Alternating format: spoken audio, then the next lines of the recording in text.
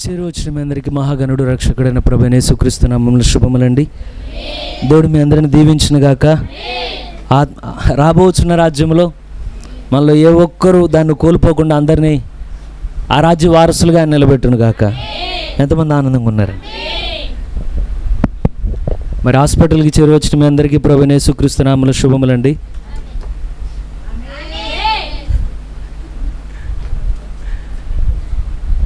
సుదర్శన్ నిద్ర సరిపోదని పొద్దున్నే ప్రార్థన చేశాడు.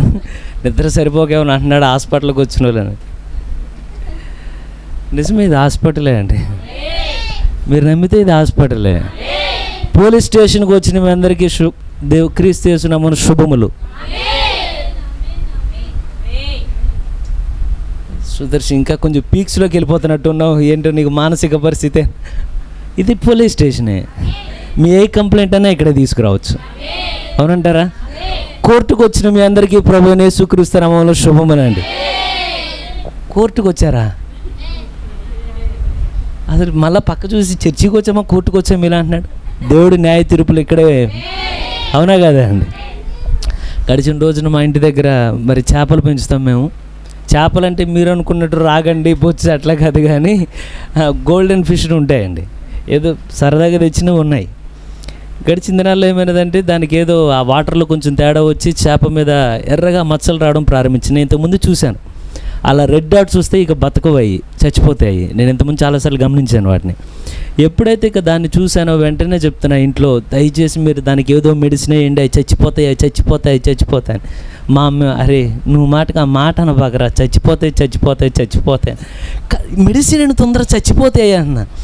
అంటే లోపల మా నాన్నమ్మ ఏమో కూర్చొని ఉన్నది. కానీ కొన్నిసార్లు మనం పెద్దవాళ్ళు తక్కువ అంచనా వేస్తాం, కానీ ఒకసారి ప్రీచర్ అంటే ప్రసంగం చేసేటప్పుడు ఒకలా ఉంటుంది, వినేవారు దృష్టి ఒకలా ఉంటుంది కదా. వెంటనే మా నాన్నమ్మ పక్కన ఉంటుంది ఏమనంటే, లేదు ప్రవక్త కాలంలో చచ్చిపోయిన చేపనే దేవుడు బతికిచ్చాడు, ఈ చేపను దేవుడు బతికించలేడా అంటుంది. నా ఉద్దేశం అంతా నేను పరుగుల మీద ఉన్న బుధవారం కదా, నేను అప్పటికే ఉన్న మెడిసిన్ ఏంటి దానికి మెడిసిన్ ఏంటి అంటున్నా. ఈ లోపల శివరామ ఆంటీ గారు వచ్చి నిన్ను సిస్టర్ గారు నిన్ను ప్రేయర్ చేయమంటున్నారు. నాకు ప్రేయర్ మీద కలట్లేదు, కానీ ఈ టెన్షన్లో ఉండి మెడిసిన్ ఏంటి అంటున్నా. ఈ చివరికి ఇంట్లో అందరూ ప్రేయర్ చేశారండి, ఒకరి తర్వాత ఒకరు. దేవా చేపలను బతికిచ్చు ప్రభు. ఏంటిని చేపలను బతికిచ్చు ప్రభు అని. మెడిసిన్ వేయడానికి మా టైం లేదు, ఎందుకంటే ఆ రోజు ఆదివారం ఎవరి వాళ్ళు పరుగుల మీద వెళ్ళిపోతుంటే దేవుడు దయబట్టి నేను ఎప్పుడు ఇంతకుముందు చూడలేదు, కానీ అంత డాట్స్ వచ్చి చచ్చిపోవాల్సినవి కూడా దేవుడు బట్టి చనిపోలేదు, కానీ దేవుడికి రొంబట్టి సజీవంగానే ఉన్నాయండి. ఒకవేళ చేపల పట్లే దేవుడు దయ చూపిస్తే, నేను ఇప్పుడు చేప గొప్ప అని చెప్పట్లేదు, కానీ చేపల పట్లే దేవుడికి ఆసక్తి ఉంటే మీ పట్ల, నా పట్ల, మీ కాళ్ళ నొప్పులు, మా కీళ్ళ నొప్పులు, ఈ నొప్పుల పట్ల దేవుడు దయ చూపలేడా? అందుకే అంటున్నా, మీరు హాస్పిటల్కి వచ్చిన మీ అందరికీ ప్రభువైన యేసుక్రీస్తు నామములో. ఏ హాస్పిటల్ ఇది? హెవెన్లీ హాస్పిటల్, పరలోకపు హాస్పిటల్ అండి. మరి ఇక్కడ నుంచి ఉండేది డాక్టరా? మెడికల్ షాప్ యజమాని ఉంటాడు ఇక్కడ. ఏమి ఇస్తాడా మెడికల్ షాప్ యజమాని అంటే? డాక్టర్ ఏ ప్రిస్క్రిప్షన్ ఇస్తే అదే ఇస్తాడు మీకు. మీరు ఒకవేళ గూగుల్లో మన తెలివితేటలు బట్టి ఎత్తికినా ఏం జరగదు. మళ్ళీ డాక్టర్ దగ్గరికి వస్తే మెడికల్ షాప్కి వెళ్ళాం, కానీ మెడికల్ షాప్లో ఏమంటాడు? డాక్టర్ ఇచ్చింది తీసుకురా అంటాడు. అప్పుడేమిస్తారు అక్కడ? నిన్ను స్వస్థపరచువాడు యెహోవాయే, యెహోవా రాఫా. ఎంతమంది నమ్ముతున్నారు ఆయన? ఇంకా ఈ రాత్రి కూడా ఆయన యెహోవా రాఫానేనా? స్వస్థపరిచే దేవుడు మన మధ్యలో ఉన్నాడు. అయితే ఇది ప్రారంభించే ముందు దయచేసి మీ ఏకాగ్రత వాక్యం మీద ఉంచండి. మరి నా మట్టుకైతే గడిచిన బుధవారం వాక్యం చెప్పి వెళ్ళాను, కానీ ఏమో అంటే నేను అంత అనుకున్నంత చెప్పలేకపోయానండి. చాలా బాధపడ్డానండి. చెప్పలేకపోయానంటే చూడలేకపోయాను నేను అలా నడిపింపు. మరి ఈ వారం అలా కాకూడదని కోరుకుంటున్నా. మరి ఎంత సామాన్యం అంటే అంత సామాన్యంగా దీన్ని తీసుకెళ్ళాలని కోరుతున్నా. దేవుడు అందరికీ అర్థమయ్యేట్లు దేవుడు దయ చూపును కాక. అయితే ఒక ప్రశ్న అడుగుతాను, జస్ట్ మామూలుగా మిమ్మల్ని కొంచెం ఫ్రీ చేయడానికి అంతే. మీరు బైబిల్ అంతా చదివితే మిమ్మల్ని కానీ ఎవరైనా అడిగారు అనుకోండి, ఇప్పుడు చిన్నపిల్లల్ని అడిగి, నీకు స్కూల్లో సబ్జెక్టులు అన్నింటిలో ఏ సబ్జెక్ట్ అంటే ఇష్టం? అబ్బో, ఇది కొంచెం కష్టంగా ఉన్నట్టుంది. నీకు ఇంగ్లీష్, సైన్స్, ఒక్కొక్కరు ఒక సబ్జెక్టు ఇష్టం ఉంటుంది. అలా ఒకవేళ మిమ్మల్ని కానీ నేను పరిశుద్ధ గ్రంథం అంతట్లో మీకు నచ్చిన గ్రంథం ఏదంటే ఏం చెప్తారు? ఒక ఇద్దరు ముగ్గురిని అడిగి చూద్దాం. అక్క ఏది ఇష్టం అక్క మీకు? యోబు గ్రంథం, ఆదికాండం. Sister Ruth. చాలాసార్లు ఏం జరుగుతుందంటే బైబిల్లో మిగతా అధ్యాయాలన్నీ చదివినప్పుడు ఎలా ఉంటుంది, ప్రకటన గ్రంథానికి రాగానే ముందు ప్రజల ఫేస్ ఎక్స్ప్రెషన్లు మారిపోతాయి. అచ్చం మ్యాథ్స్ సబ్జెక్ట్ చూస్తే ఎట్లుంటుందో ప్రకటన గ్రంథానికి రాగానే, ప్రకటన గ్రంథం చదవంగానే ఇక వెంటనే ఈ కండ్రప్పులు పైకి వెళ్ళిపోతే కారణం ఏంటంటే కన్ఫ్యూజన్, అర్థం కాదు, ఏది ఎక్కడుందో అర్థం కాదు. కానీ అర్థం చేసుకోగలిగితే చాలా చాలా చాలా ఈజీ అండి. సుదర్శన్ ఎందుకని ఈజీ అంటామంటే ఇది సంఘశాఖలకు ఈజీ కాదు, కానీ వధువుకు మాత్రమే ఈజీ. ఇది ఎంతమంది నాతో పాటు ఉన్నారు? కారణం ఏంటంటే మనం ఎప్పుడైతే ఒకదాన్ని పెద్దదిగా చూస్తామో జీవితాంతం అది పెద్దదిగా కనపడుతుంది. కానీ ఇక్కడ మనకు తెలియాల్సింది ఏంటంటే రక్షణ మీ స్వాస్థ్యమని మనం ఎంతమంది నమ్ముతున్నారు? మీ ఆస్తి అది దేవుడు మీకు ఇచ్చిన, అంటే మీరు అది నా ప్రాపర్టీ, అది నా ఆస్తి, నాది అంటారు. ఇప్పుడు ఎవరైనా మన ఇంట్లోకి వస్తే ఏమంటారు? ఒకవేళ ఇంట్లోకి వచ్చి ఉంటా అంటే మీరు ఉండండి, లేకపోతే ప్లీజ్ ప్లీజ్ మా ఇల్లు వదిలి వెళ్ళిపోవా అనం. ఎవరు నీకు మైండ్ పని చేయట్లేదండి, ఇల్లు మాది, మా ఇంట్లోకి వస్తా. కారణం ఏంటంటే నీకు తెలుసు అది నీ ప్రాపర్టీ అని నీకు తెలుసు. అవునా కదా అండి? రక్షణ మీ స్వాస్థ్యమేనా? స్వస్థత మీ స్వాస్థ్యమేనా? మీ ఆస్తేనా అది? సరే, ఎత్తబడుట కూడా మీ ఆస్తేనా? మీ స్వాస్థ్యమేనా అది? మరి ప్రకటన గ్రంథం ఎవరి స్వాస్థ్యం? ఎంతమందికి అర్థమవుతుంది? అది దేవుడు ఎవరి కొరకు రాసి పెట్టలేదండి. ఎవరి కొరకు రాశాడయ్యా అంటే ఈ ఎనికేపాడు కట్ట మీద 2025లో కూర్చునే ఒక చిన్న మందని దృష్టిలో పెట్టుకుని ఆయన రాశాడు దాన్ని. మిగతా వారు కూడా ఉన్నారు. నేను నమ్ముతున్నా ఏమనంటే మనం కూడా దానిలో భాగమే అని చెప్పచ్చా? మనం కూడా దానిలో భాగం. ప్రకటన గ్రంథం ఎవరు ఆస్తి? ఏమో నాకు అర్థం కావు, ఏం కంగారు పడదు, అన్నీ అర్థమవుతాయండి. అయితే మీరు ప్రకటన గ్రంథాన్ని చూస్తే నేను చాలా చాలా చాలా ముందే చెప్తున్నాను, మీకు ఒకవేళ అర్థం కాకపోతే దయచేసి నేనే కాదు, ఒకవేళ సేవకులు వాక్యం చెప్పినా సరే దయచేసి తిరిగి వెళ్ళి అడగండి, మీకేం అర్థం కాలేదు. కొన్నిసార్లు ఏమైందంటే అంటే హాస్యాస్పదంగా చెప్పట్లేదు, కానీ ఇప్పుడు మనకి ఇస్తరాకు పెట్టారు, పెట్టండి అప్పప్ప ఏం బాగుందన్నావు అనుకో, ఏం పెట్టలేదు దాంట్లో. అర్థమవుతుందండి? మీకు పెట్టేటప్పుడు ఏమనాలి? చాలు చాలేక ఇది అంటే ఏదైనా మీరు పొందుకుంటే దానికి మనం ప్రతిస్పందిస్తే అవతలకి అర్థమైంది ఏమని. ఇప్పుడు అన్నం పెట్టినప్పుడు చాలు చాలంటే సరిపోయింది అని, అవునా కదా? కొన్నిసార్లు ఏమైందంటే అందరూ చెప్పారని మనం ఆమెను చెప్తాం. నిజంగానే మీకు అర్థం కాకపోయినా ఆమెను చెప్పాల్సిన విషయాలు ఉంటాయి. ఏం చెప్పనండి? దేవుడు నిన్ను రక్షిస్తాడు అంటే నువ్వు నీ బ్రతికేంక చూడక్కర్లా, అది ఎలాగో ఇదంతా నీకు అనవసరం, నీకు కేవలం నమ్ము దేవునికి ఇస్తాడు దాన్ని అంతే. ఎంతమంది ఆయన స్వస్థపరుస్తాడని నమ్ముతారు? అప్పుడు మన దేవుడిని అడగం, ప్రభువా నన్ను నువ్వు ఎక్స్రే తీస్తావా, నన్ను స్కానింగ్ తీస్తావా? ఒకవేళ స్కానింగ్ చేస్తే ఈ బోన్ ఆ బోన్ రెండు ఇరిగిపోయినట్టు కనబడింది, ఈ రెండు నువ్వు ఎలా అతికిస్తావు ప్రభువా? ఎంసీబీ రాస్తావా, ఫెవికాల్? ఇదంతా మన పని కాదు. మన పని ఏంటంటే ప్రభు నువ్వు స్వస్థపరుస్తావంటే నువ్వు స్వస్థపరుస్తావు అంతే. దాన్ని దీన్ని అర్థం చేసుకోవడం కేవలం నమ్మి వెళ్ళిపోతుందంట. అయితే బైబిల్లో కొన్ని విషయాలు మాత్రం నీకు నాకు అర్థం అవ్వడానికే రాశాడు ఆయన. ఎంతమందికి అర్థమైందండి? కనుక మీకు అర్థం కాకపోతే దయచేసి తిరిగి ఇక్కడ దేనికి ఇచ్చాడు దేవుడు మమ్మల్ని? సేవకుని ఎందుకు ఇచ్చాడు దేవుడు ఇక్కడ?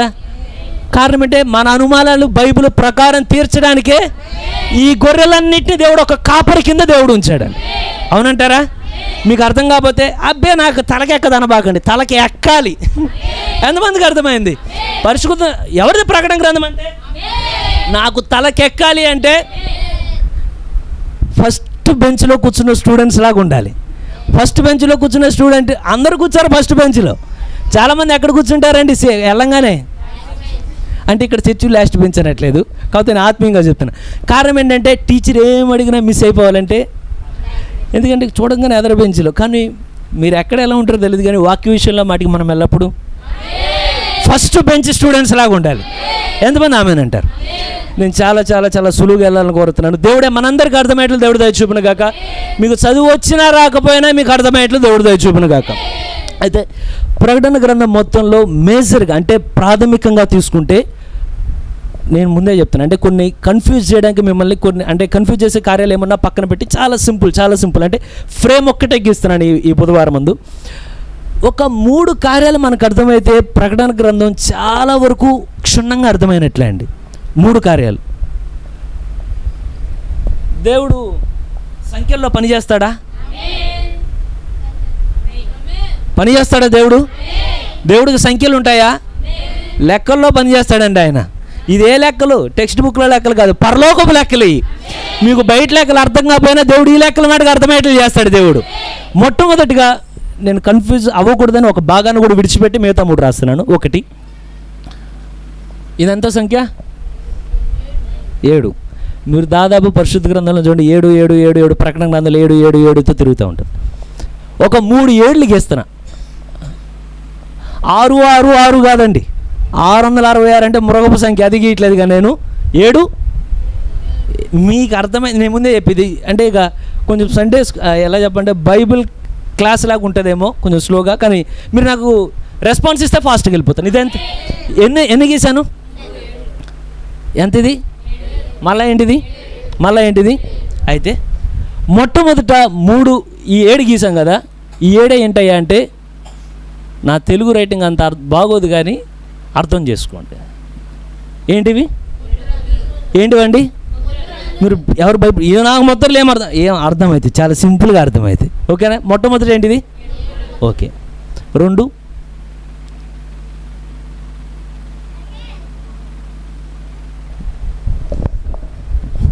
మా విశ్వాస ఆమెను మొదలు పెట్టాడు, అర్థమైనట్టు. రెండోది ఏంటిదండి? ఫస్ట్ది ఏంటిది? అర్థమైందా?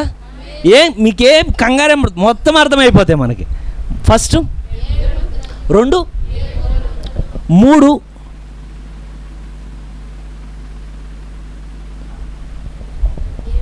ఏంటి? ఈ 3టిని కానీ ఏది ఎక్కడ పెట్టాలో తెలుసుకోగలిగితే పరిశుద్ధ గ్రంథంలో ఉన్న అంటే ప్రకటన గ్రంథంలో ఉన్న చాలా క్లియర్ విషయాలు మనకి చాలా స్పష్టంగా అర్థమవుతాయి. అర్థమైందా?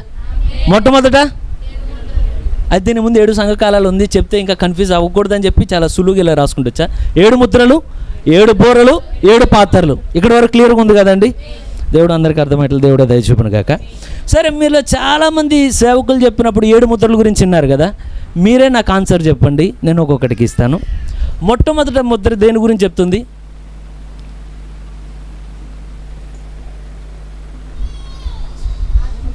అయ్యో, ఇదేంటండి? మనం ముందుకు వెళ్తున్నాం వెనక్కి వెళ్తున్నాం డౌట్ వస్తుంది నాకు. మొట్టమొదటి ముద్ర దేని గురించి?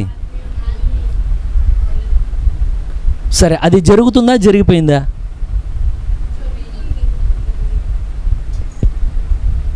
సరే, పెద్దవాళ్ళు ఎవరు మీరు కంగారు పడద్దు, అందరికీ అర్థమయ్యే కోణంలో వెళ్దాం.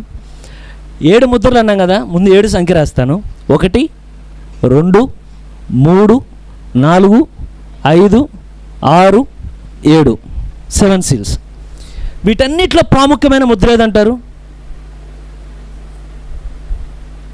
చాలా సింపుల్ అంటే, చాలా ప్రాముఖ్యమైన ముద్ర ఏంటయ్యా అంటే 7th సీల్. సరే, విందాం. అయితే ఏమి లేదు, దేవుడు ముందే చూశాడంతా, చూసి ఒక మిస్టరీగా బుక్లో సీల్ చేశాడు. ఆయన ఎవరికి అర్థం కావట్లేదు, కానీ ఆయన ఏమనుకున్నాడంటే ఎవరికి అర్థం కాదు కానీ ఒక చిన్న వధువుకు మాత్రం అర్థమైద్దని జగత్తు పునాది వేయబడక మునిపే ఆయన మనల్ని చూశాడండి అక్కడ. ఇప్పుడు ఏమవుతుందంటే ఆయన అప్పుడే చూశాడు, ఏమని ఇక్కడ సుదర్శనం ఉంచుంటాడని తెలుసు, ఈ కొద్దిమంది ఉంటారని తెలుసు, ఈరోజు ఇది చెప్తాడని దేవుడు ముందే చూశాడు. ఆయన ఎవరి కోసం? ఎంతమంది? నా కోసం అనే వాళ్ళు ఉన్నారు. అయితే ఫస్ట్ సీల్, మీరేం కంగారు పడుతుంది, చాలా సులువుగా వెళ్దాం. అనగానే తెల్లని గుర్రం కనపడుద్ది. సుదర్శ ఏంటి? తెల్లని గుర్రం. మొదటి 2 సంఘకాలలో గతించిపోయినది. రెండవ గుర్రం కనపడింది. రెండవది ఏ కలరు? ఎర్రని గుర్రం. అన్ని కలర్ లేవు ఇక్కడ, సరే గీతాం ఏదో ఒకటి. మొదటిది తెల్లని గుర్రం, రెండవది ఎర్రని గుర్రం, 3 4 ఇవన్నీ ఏం లేదు, శత్రువు సంఘాన్ని దాడి చేయడానికి వాడు చేసిన కార్యాలు. అయితే శత్రువు ఎప్పుడైతే వరద వలె పొరులు వచ్చేటప్పుడు దేవుడు 2 చేతులు ఎత్తి అట్లా మనల్ని శత్రువుగా అప్పగించడు. కానీ ఎల్లప్పుడూ శత్రువు శోధంతో నీ ముందుకు వచ్చేటప్పుడు నువ్వు కానీ ఆయన యొక్క బీజం అయితే, ఎవరైతే ఆయన బీజం కానీ నీలో ఉంటే శత్రువు ఎదుర్కొనే శక్తి దేవుడు నీకు ఇస్తాడండి. ఎంతమంది పరిశుద్ధాత్మను కోరుతున్నారు? ప్రభు ఎటువంటి శోధనలో పడకుండా నిలబెట్టగలిగిన శక్తి పరిశుద్ధాత్మకు మాత్రమే ఉన్నదయ్యా. ఎంతమంది కోరుతున్నారు దాన్ని? ఈ కాలానికి కలిసిన అభిషేకం మాకు దయచేయండి. శోధనలు మారుతున్నాయి, దేవుడు తన శక్తిని ఇచ్చి నిలబెట్టుకుంటూ వచ్చాడు. ఇక్కడ వరకు క్లియర్గా ఉన్నదా? సరే, 5వ ముద్ర ఏంటిది? బలిపీఠం కింద ఉన్న ఆత్మలండి, యూదుల గురించి. అయితే వాళ్ళు ఇప్పటికీ చనిపోతున్నారంటే 1,44,000 మంది వచ్చే వరకు చనిపోతూనే ఉంటారు. ఆ లెక్క ముగించబడే వరకు. 5 కూడా అక్కడ పెడతాం. ఇప్పుడు మన పాయింట్కి వద్దాం. ఇప్పుడు కనబడుతున్న ఇంకో ముద్ర ఏంటిది? ఎన్నో ముద్ర? 6వ ముద్ర అంటే స్పష్టంగా ఉందండి. ఇక్కడ నుండి మనం ముందు మీకు అర్థం కాకపోయినా ఇక్కడ నుండి చూద్దాం. 6వ ముద్ర అంటే ఏంటిది? శ్రమలు, ఉగ్రత. అయితే మీరు కొంచెం సులువుగా మీరు గ్రహించగలిగితే ప్రతి ముద్ర దగ్గర ఏముందంటే 1వ ముద్ర ఒక గుర్రం కనపడుద్ది, 2వ ముద్ర ఒక గుర్రం కనపడుద్ది, 3 ఒక గుర్రం. కానీ చాలా క్షుణ్ణంగా చాలా క్లియర్గా చూడండి. 6వ ముద్ర ఎప్పుడైతే ఇంతగా ముద్రలు తీసింది ఎవరు? పోయిన వారమే అన్నారు కదా, ఆదివారమే సేవకులు చెప్పింది. నేను అక్కడే విన్నాను వాక్యం, ఇక్కడే నాకు తెలిసి ఇక్కడ ఏం చెప్పారనేది, లేకపోతే మీరు నాకు చెప్పలేదు. ఇక్కడ చెప్పారేమని 7 ముద్రలు ఎవరి స్వాస్థ్యం? అది మన స్వాస్థ్యమే కదా. హక్కు పత్రం గురించి చెప్పారు, గుర్తుందా? హక్కు పత్రాన్ని ఎవరు విప్పారు? దేవుని గొర్రెపిల్ల ఎవరైనా ప్రభువైన యేసుక్రీస్తే ఎవరి కోసం అది విప్పారు కదా. ఎప్పుడైతే 6th సీల్లో ఏ సీక్రెట్ ఉందో ఎవరికి తెలియదు, అందరూ చూస్తున్నారు ఏముంది అనగానే 6వ ముద్ర ఎప్పుడైతే ఇలా తీయంగానే ఒక్కసారి ఉగ్రత రావట్లేదు. కానీ ఇక్కడ మీరు కొంచెం క్లుప్తంగా ఆలోచిస్తే ఈ 6 ముద్రలో ఉండి 7 బోరలు వస్తాయండి. ఏమొస్తాయి అంటే, ఇంకా మీకు చెప్పాలంటే, మీకు ఎంతమందికి పజిల్ గేమ్ ఆడేది తెలుసా? పజిల్ గేమ్ అంటే చిన్నప్పుడు బొమ్మలన్నీ పెడతారు, ఒక ముఖం ఉంటుంది, అవన్నీ మొక్కలు ఉంటాయి. వేరు దగ్గర ఉంటే మనం ఏం చేయాలి? వాటన్నిటిని మొక్కలు పేరిస్తే ఏమొస్తుంది? ఫస్ట్ ఏ ఫోటో ఉందో ఆ ఫోటో రావాలి. అవునా కదా అండి? అర్థమైందా? ఇప్పుడు మనం వేటిని పేర్చాలంటే ఈ 3ని పేర్చగలిగితే ఒక పిక్చర్ మన ముందు కనబడుద్ది. ఎవరి గురించి కనబడుద్ది అంటే వధువు కోసమే కనబడుద్ది అని నమ్ముతున్నాను నేను. అయితే ఎప్పుడైతే ఈ 6వ ముద్ర ఓపెన్ చేయగానే సుదర్శ్ 6వ ముద్ర ఏంటిదండి? శ్రమలు. ఏంటిది? శ్రమలు. మరి మీకు డౌట్ రావచ్చు, మనం ఏ ముద్ర కింద ఉన్నాం? ఈ ముద్రలన్నిట్లో ప్రాముఖ్యమైనది ఏదయ్యా అంటే ఎందుకంటే ఎత్తపట్టు జరిగేది దీనిలోనే, 1000 ఏండ్ల పాలన గురించి దీనిలోనే. ఎంతమంది ఉన్నారు నాతో పాటు? ఇది కేవలం ఎత్తపట్టు ఒక్కడే కాదు, ఎత్తపట్టు నుండి ప్రారంభమవుతున్న అనేక కార్యాలు దీంట్లో ఉన్నాయి. నువ్వు నేను అనుభవించే వాగ్దానాలన్నీ దీనిలో ఉన్నాయి. అయితే ఎప్పుడైతే క్లియర్గా ఉందా?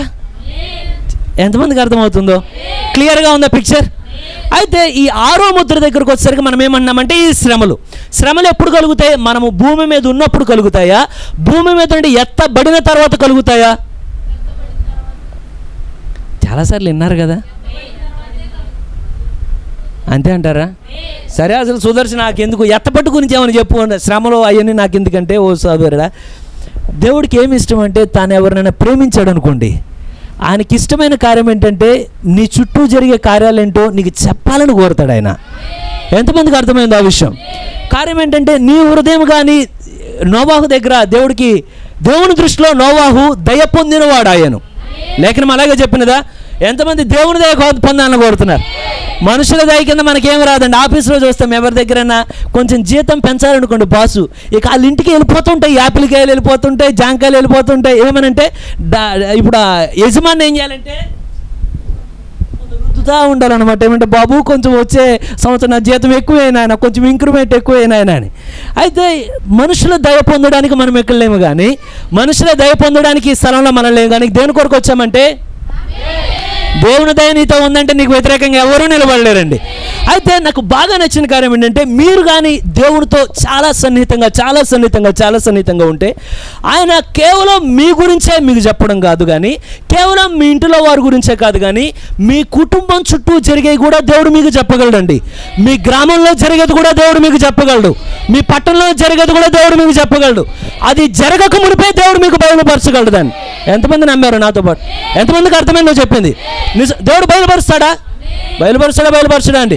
మీరు గమనించండి, ఎప్పుడైతే ప్రభువైన యేసుక్రీస్తు థియోఫనీగా ఆయన ఎప్పుడైతే అబ్రహాం యొక్క ఇంటికి వెళ్ళినప్పుడు అనేక ఇల్లులు ఉండొచ్చు, మధ్యలో అనేక డేరాలు ఉండొచ్చు, పనులు ఇవన్నీ ఉండొచ్చు, కానీ ఎక్కడ ఆగట్లే. కానీ ఎక్కడికి వచ్చి ఆగుతున్నాడంటే ఎండలో ఉన్నాడు, కానీ అబ్రహాం దగ్గరకు వచ్చి ఆగుతున్నాడు. ఆగినప్పుడు దేని గురించి? శారా గురించి చెప్పిన తర్వాత ఈయన అసలు అబ్రహాంకి చెప్పకుండా వెళ్ళి సొదొమ గొమొర్రా పాడు చేయొచ్చు, అవునా కదా? కానీ అక్కడికి వచ్చిన తర్వాత అంటున్నాడు, అయ్యో నేను చేసే కార్యాన్ని నా స్నేహితుడితో చెప్పకుండా ఉండగలనా? కారణం ఏం కోరుతున్నాడంటే, నేను అబ్రాహాముని అబ్రాహాము నాకు ఎట్లాంటి ఫ్రెండ్ అంటే బెస్ట్ ఫ్రెండ్, నార్మల్ ఫ్రెండ్ కాదండి, బెస్ట్ ఫ్రెండ్.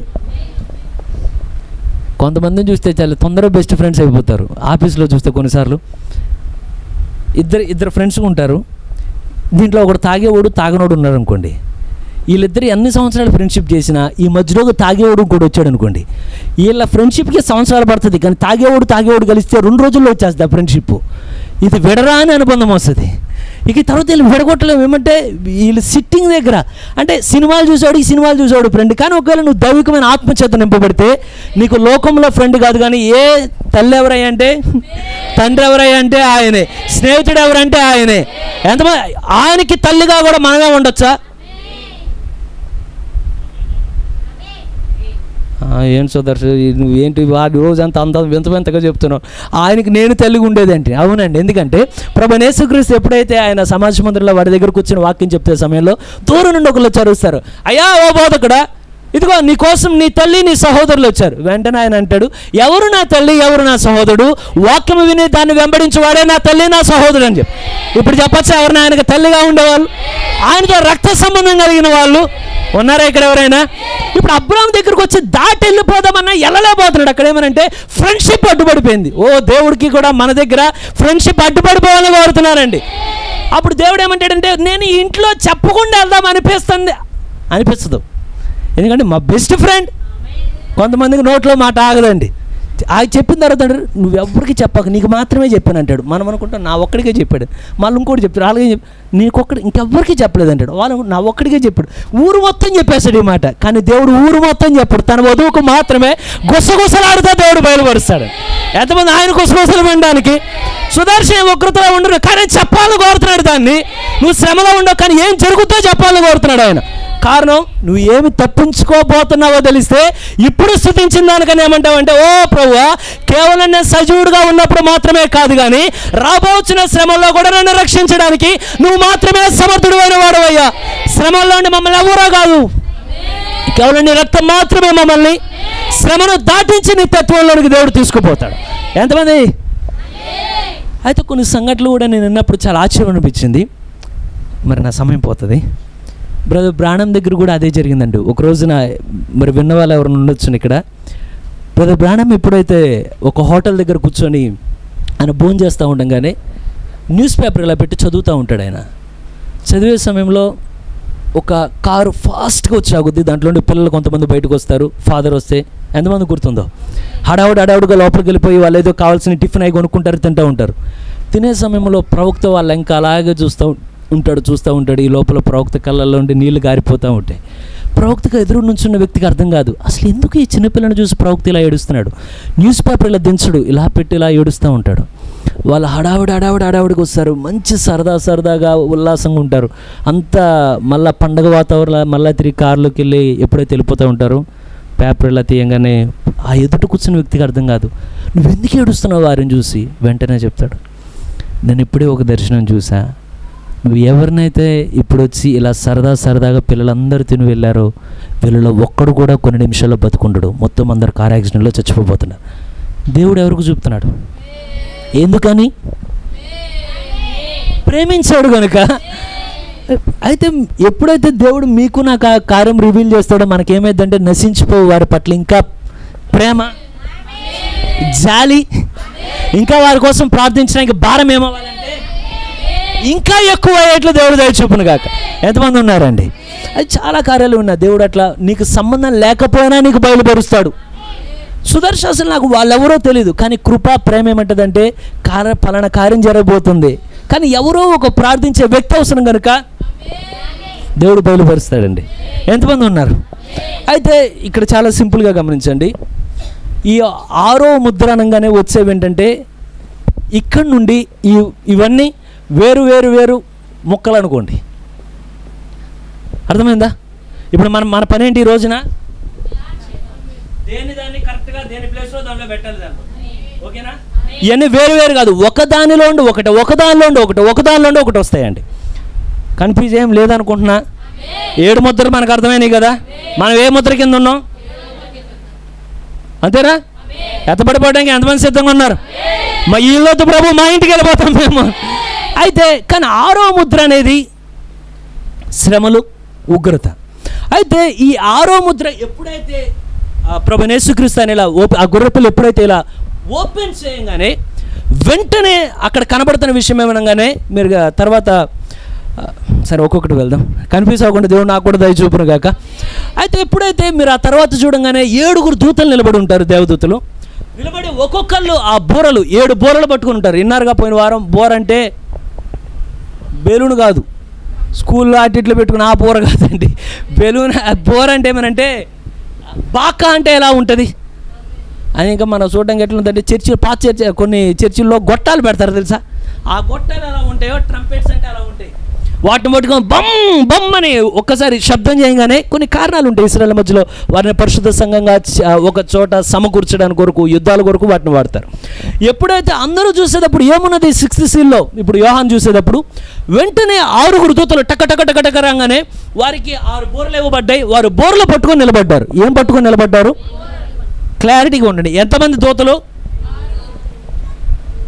6వ ముద్రలో 7. ఎంతమందికి అర్థమైందండి? ముద్ర ఎన్నో ముద్ర? క్లియర్గా ఉందా ఇక్కడ వరకు? 6వ ముద్రలో ఎంతమంది దూతలను చూస్తున్నాం ఇక్కడ? 7 దూతలు ఏం పట్టుకొని నిలబడ్డారు? క్లియర్గా ఉండండి, స్పష్టంగా ఉందనుకుంటున్నాను నేను. ఎల్కేజీ స్టూడెంట్ కూడా అర్థమైద్దేమో అనుకుంటున్నాను నేను. ఏం పట్టుకున్నారు?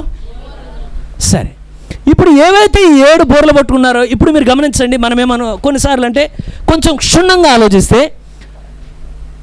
మళ్ళా ఒకసారి అడుగుతున్నా, శ్రమలు అంటే ఈ 7 బోర్లు కానీ సరే వద్దులేండి, మళ్ళీ నేను కన్ఫ్యూజ్ చేసిన అవుతాను. ఎప్పుడైతే ఈ ప్రకటన గ్రంథంలో మనం ఇక 6వ అధ్యాయం నుండి 7 బోర్లు చూస్తామో ఎక్కువ ఇంక అందరికీ అర్థమైంది. ఈ 7 బోరలు ఒక్కొక్క దూత వచ్చి ఊదుతూ ఉండగానే ఒక్కొక్క శ్రమ భూమి జరుగుతుంది. ఒక్కొక్క దూత బోర ఊదంగానే ఒక్కొక్క శ్రమ జరుగుతున్నది. ఇవి ముద్రలు కాదు. మనకి ఈ 7 బోరలకు సంబంధం ఉన్నదా అంటే తెలుసుకోవాలని దేవుడు కోరుతున్నాడు. తెలుసుకోవడానికి ఎవరైనా ఆసక్తిగా ఉన్నారా? అయితే ఎప్పుడైతే ఈ 7 బోరలు ఒక్కొక్కటి ఊదపడతా ఉండగానే ఇప్పుడు రిఫరెన్స్లు చూద్దాం. ఎంతమంది బైబిల్ తెచ్చారండి? తెచ్చారా బైబిల్? లేకపోతే మన కాలేజీలాగా బుక్ అనకు లేదని తెచ్చారు కదా. ఒకసారి ప్రకటన గ్రంథం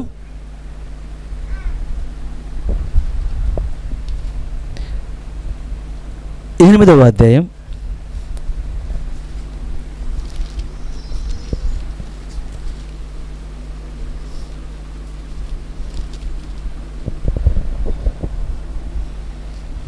7వ వచనం చదువుతామండి. మొదటి దూత బూర ఊదినప్పుడు రక్తముతో మిళితమైన వడగండ్లును అగ్నియు పుట్టి భూమి పైన పడవేయబడెను. అందువలన భూమిలో 3వ భాగం కాలిపోయాను. చెట్లలో 3వ భాగము కాలిపోయాను. పచ్చగడ్డి అంతయు కాలిపోయాను. అర్థమైనదా అండి? మొట్టమొదట బోర చదివారా? ఎంతమంది బైబిల్లో చదివారండి? ఏం చదివి అందరం కలిసి చదువుతామా? లేకుంటే 8వ అధ్యాయం 7వ వచనం అందరం కలిసి చదువుతామండి. ప్రకటన గ్రంథం 8వ అధ్యాయం 7వ వచనం. మొదటి దూత బోర ఊదినప్పుడు రక్తముతో మిళితమైన వడగండ్లును అగ్నియు పుట్టి భూమి పైన పడవేయబడెను. అందువలన భూమిలో 3వ భాగము కాలిపోయాను. చెట్లలో 3వ భాగమును కాలిపోయాను. పచ్చగడ్డి అంతయు కాలిపోయాను. ఇది జరిగినదా జరుగుతుందా సుదర్శ అంటే ఇప్పుడు మీకు డౌట్ వస్తుంది. సుదర్శ ఒక్క నిమిషం ఆగు. మనం ఏ ముద్ర కింద లేము? 6వ ముద్ర కింద లేం. మనకి అర్థమవుతున్నదా అండి? మనం ఏ ముద్ర కింద ఉన్నాం? దేవుని యొక్క ఎత్తబట్లో మనం వెళ్దామని కూడా నమ్ముతున్నాం కదా. మరి సుదర్శ మాకేమి సంబంధం లేదు. మరి ఇది ఎక్కడ జరుగుతున్నది? జరుగుతున్నదంటే ఆల్రెడీ జరుగుతూనే ఉన్నది. ఇది సుదర్శ నాకు ఏ దూత బోర ఊతున్నట్టు ఏమి శబ్దం వినపడట్లా. శబ్దం వినపడదు, కంటికి కనపడుతుంది. చూడండి. సరే, మొట్టమొదట 8వ అధ్యాయం 7వ వచనం మీరు చదివితే ఏమున్నదంటే, ఇది తెలుగు బైబిల్కి ఇంగ్లీష్ బైబిల్కి ఒక డిఫరెన్స్ ఉన్నదండి.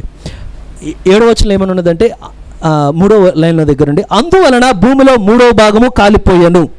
కానీ ఇంగ్లీష్ బైబిల్లో భూమిలో 3వ భాగము కాలిపోయాను అని లేదు. అది భూమికి సంబంధించిన కార్యం కాదు.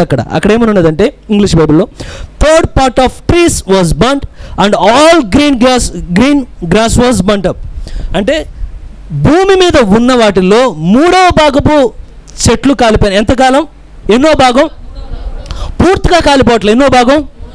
3వ భాగం చెట్లు కాలిపోయాను, గడ్డి అంతయో పూర్తిగా కాలిపోయాను. సుదర్శన్ ఎప్పుడో జరుగుతున్నదా అంటే ఆల్రెడీ మన కళ్ళ ముందే మనం చూస్తున్నామండి. సుదర్శన్ నాకు బోర వినబడట్లా, కానీ మన కంటికి కనబడుతుంది ఏం జరుగుతుంది అనేది. ఎంతమందికి అర్థమైందండి?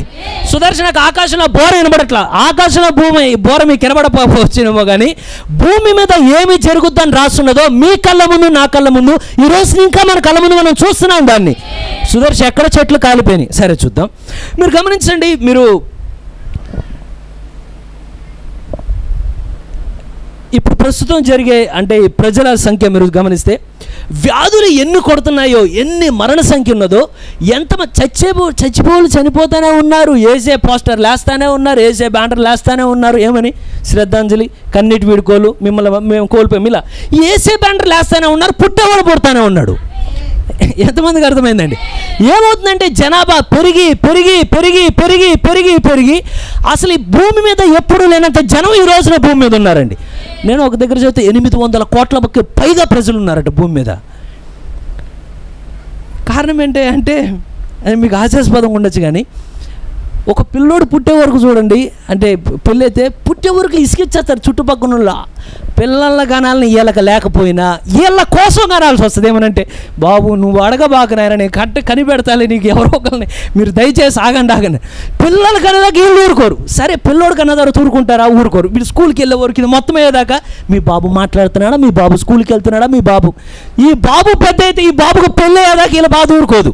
ఆ పెళ్ళి అయ్యే వరకు మీ బాబుకు బాబు పెళ్ళి చేస్తామా కానీ వీళ్ళ కోసం పెళ్ళి కూడా చేస్తారు. వీళ్ళకి చేయగానే ఇప్పుడు వరకు ఎన్ని ఇళ్ళు ఉంటాయి? ఎన్ని ఇళ్ళు ఉంటాయండి? ఒక ఇల్లునే ఉంటాం కదా మనం. రాజులమా పెద్ద బంగ్లాలో ఉండడానికి మనకున్న చిన్న చెల్లెళ్ళు సరిపోతాయి. ఎప్పుడైతే పెళ్ళి అయిపోతుందో ఇప్పుడు ఆటోమేటిక్గా ఏం జరగాలి? ఇప్పుడు మా ఇంట్లో జరిగినా ఏ ఇంట్లో జరిగినా ఇదేంటండి అనిపించట్లేదా? అర్థమవుతున్నదా? అంటే ఇప్పుడు ఆటోమేటిక్ ఏమవ్వాలి? సపరేట్ అవ్వాలి. సపరేట్ అవ్వడం అంటే ఇంటి మీద పోర్షన్ వేస్తామా? ఇప్పుడు ఇంతమంది కట్టుకుంటే అట్ట వెళ్తే ఆకాశానికి వెళ్ళిపోతాయి. ఇప్పుడు ఏం చేస్తాం? మనకేం కావాలి? ప్లేస్ కావాలి. అవునా? ప్లేస్ కావాలంటే ఏం చేయాలి? ఎక్కడ వస్తుంది ప్లేస్? ఆకాశం నుండి దిగి వస్తుందా? అప్పుడు ఖచ్చితంగా అర్థమవుతున్నదా అండి? ఇది ఫస్ట్ పాయింట్. ఇప్పుడు మనకేం కావాలి? ప్లేస్. రెండోది మీరు గమనించండి. ఇప్పుడు మరి ప్లేస్ ఎక్కడ వస్తుంది? కొండలు ఎక్కేశారు, అయిపోయిన కొండలు మొత్తం ఫిల్ చేశారు.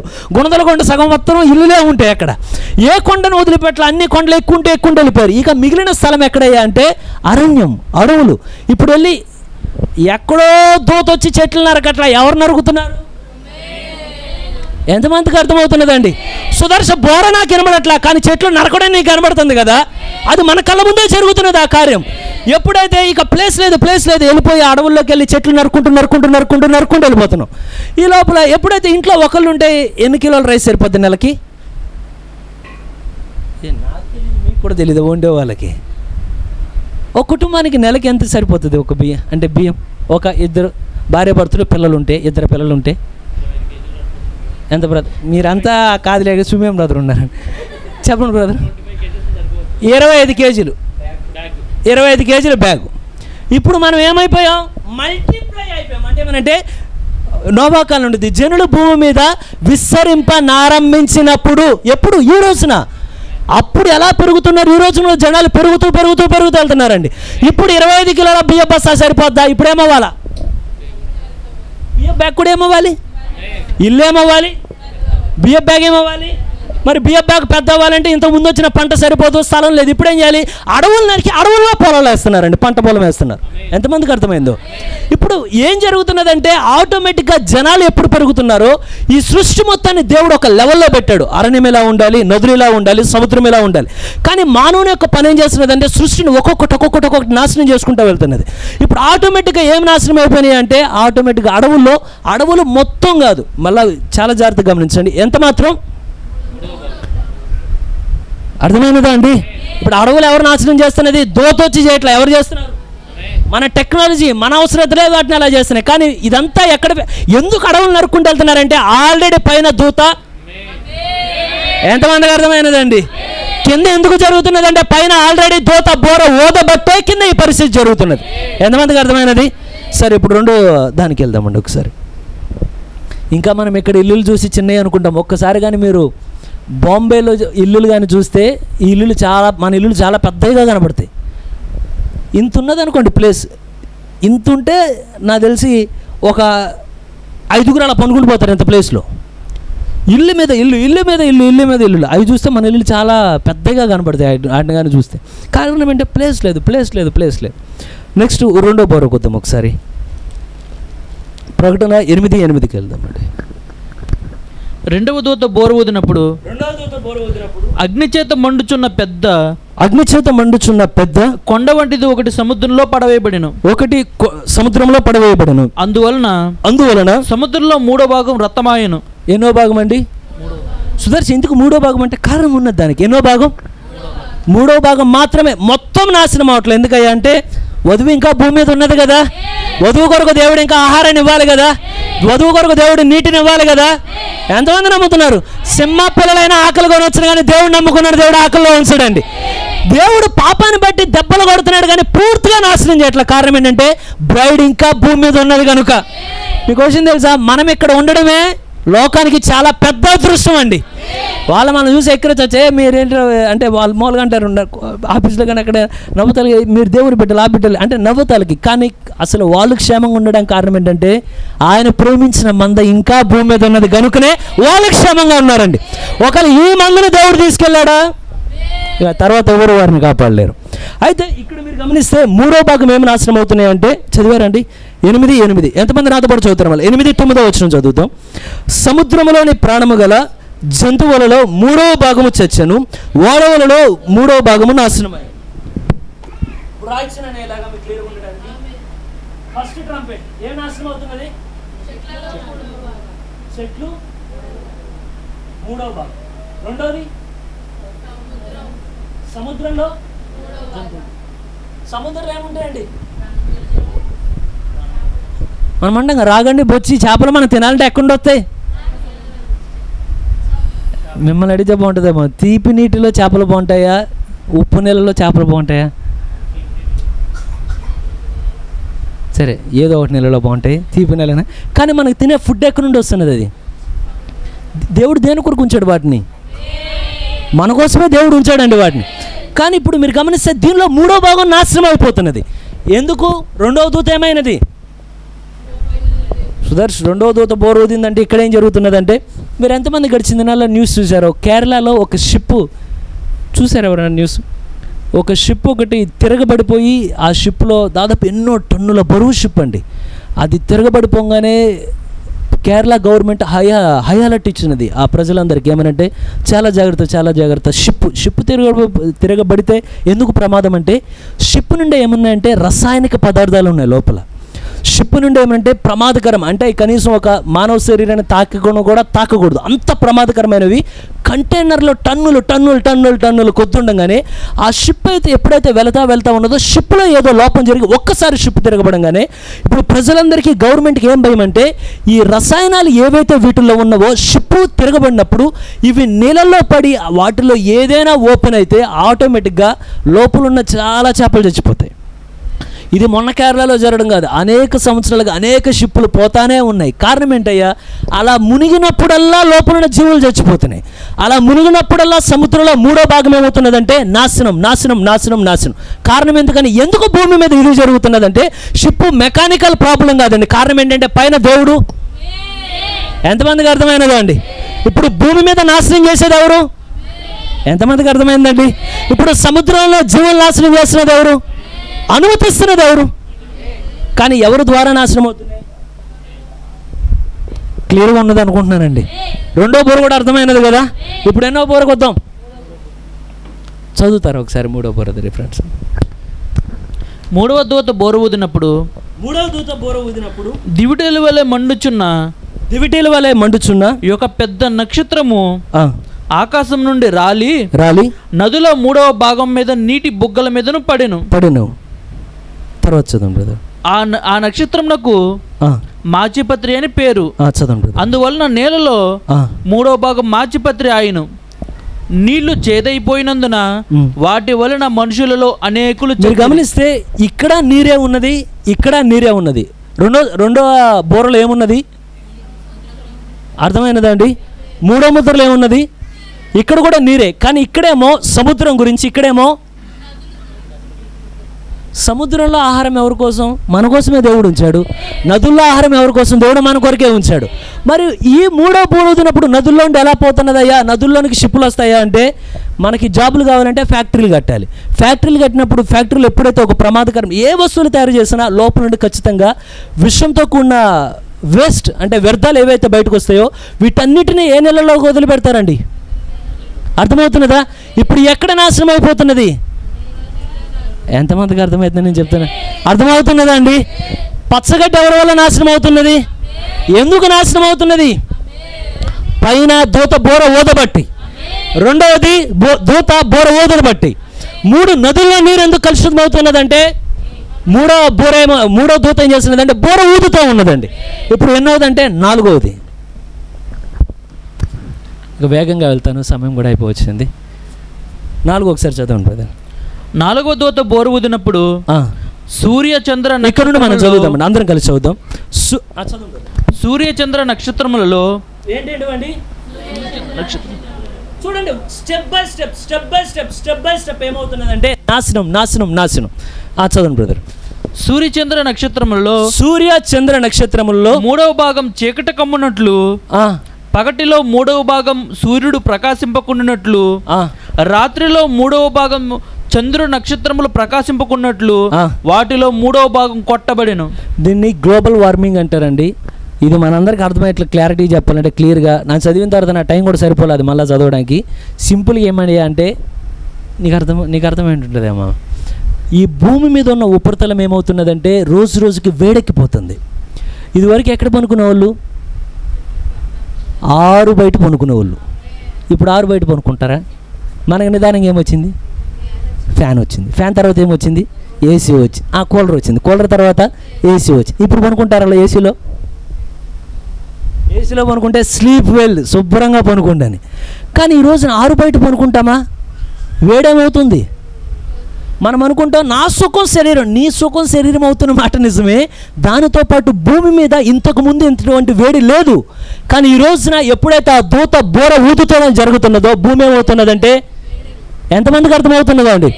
మీకు ఇంకా ఢిల్లీలో అయితే సుప్రయోగాలు వాళ్ళ దగ్గర అయితే కొన్నిసార్లు వీడియోలు కూడా షేర్ చేశారు. ఎంతమందికి అర్థమవుతుంది నేను చెప్పేది? నేను చెప్పంటే చాలా ఈజీగా వెళ్తున్నాను నా వరకు, నేను అర్థమైనంత వరకు అందరికి అర్థం కావాలని. అయితే ఒకసారి ఒక వీడియో కూడా నేను గమనించాను. ఒక కారు ఆగుంటుంది అట్లాగా, ఈ కారులో నుండి వ్యక్తులు బయటకు వచ్చినప్పుడు సప్మని ఇంకో కారు వచ్చి గుర్తుంది దాన్ని. ఈ కారులో కూడా మళ్ళీ బయటకు వచ్చిన సక్మని ఇంకో కారు గుర్తుంది. ఇట్లా వీడియో తీసుకుంటూ వెళ్తే ఒక్క కారు ఆగితే దాని వెనుక కనీసం 30-40 కార్లు గుర్తుకొని ఉంటాయి, ఒకదానొకటి. నేను చూసి అనుకున్నా ఢిల్లీలో ఎంత మంచు ఉన్నదో అనుకున్నా. తర్వాత చెప్పారు ఇది ఢిల్లీలో మంచు కాదు, పొగ అని. అక్కడ ఉన్న కాలుష్యం అంటే గాలి పీల్చకుండా సుప్రకోలకి ఫోన్లో కూడా మెసేజ్ వచ్చేది ఏమనంటే, ఈ టైంలో మీరు దయచేసి డోర్ దాటి బయటకు వెళ్ళొద్దు, మీరు ఇంట్లోనే ఉండండి. కారణం ఏంటంటే ఆ కాలుష్యం మీకు పగలే సూర్యుడు కనబడతానే ఉంటాడు, కానీ మీకు వెలుగు ఇంట్లోకి రాదు. మొత్తం చీకటి ఎలా ఉంటుందో అంటే మొత్తం పొగగా ఉంటుంది. కారణం ఏంటయ్యా? పైన ఏమవుతున్నది? ఏంటండి నేను చెప్పింది అర్థమైంది అర్థం కాలేదా? ఎంతమందికి అర్థమైనదండి? ఇప్పుడు 4వ దూత బ్రదరు, ఎప్పుడైతే పగలు సూర్యుడు ఉంటాడు అక్కడ, కానీ ఎదరిది ఏం జరుగుతుందో కనపడదు అక్కడ. సుదర్శ ఏమవుతుంది? భూమిని దేవుడు నాశనం. ఎవరి కోసం నాశనంగా అప్పగిస్తున్నాడయ్యా అంటే, నువ్వు నేను నూతన ప్రపంచంలో అడుగు పెట్టాలంటే ఈ భూమి తప్పగా నాశనమై తీరాలండి. నిన్ను నన్ను నాశనం చేయడు, కానీ నువ్వు నేను నుంచిన భూమిని మాత్రం నాశనం చేస్తాడు ఆయన. అంటే పూర్తిగా నాశనం కాదు, కానీ కడిగి శుద్ధి చేసి నువ్వు నేను మళ్ళీ దేని మీద ఉండాలంటే 1000 ఏండ్ల పాలనలో ఆయనతో పాటు రాజ్యమేళాలను దేవుడు ఆయన కోరుతున్నాడు. ఎవరిని ఇష్టపడుతున్నారా? శత్రువుల్ని ధూళి వలె కింద లేఖను చెప్తున్నారా లేదా అండి? ఆ శత్రువుల కాళ్ళ కింద ధూళి వలె అయిపోయే రోజులు ఒకటి ఉన్నాయి. మనం నడవబోతున్నాం, ఆ రోజు ఒకటి ఖచ్చితంగా జరగబోతున్నది. అది జరగాలంటే ఈ బోర్లు ఏమవ్వాలి? ఎంతమందికి అర్థమైనదండి? సరే, ఇప్పుడు ఒక్కసారి రిపీట్ చేయొచ్చా? మొట్టమొదటి బోర్ ఏం చెప్తుంది? జరిగిందా మన కళ్ళ ముందే? ఇంకా జరుగుతుంది. రెండవది, మూడో భాగం ఏమవ్వాలి? మూడవది, నదుల్లో మూడో భాగం పాడు చేయబడుతున్నది. 4వది, సూర్యుడు చంద్రులు నక్షత్రాలు ఉన్నా కానీ చీకటి కమ్ముతున్నది వారి మధ్యలో. ఓకే, ఇక్కడ వరకు అర్థమైనదా అండి? అయితే ఇప్పుడు ఇక్కడ నుండి ఐదో బోరుకు వద్దాం. అయితే ఇక్కడ మీరు 5వ బోరు చదవాలంటే ఈ రోజున మనం ఇంకా 10:30కి వెళ్ళాల్సి వస్తుంది ఇక్కడ నుండి. ఎందుకంటే ఒకసారి మీరే రిఫరెన్స్ చూడండి, ప్రకటన గ్రంథం 9వ అధ్యాయం.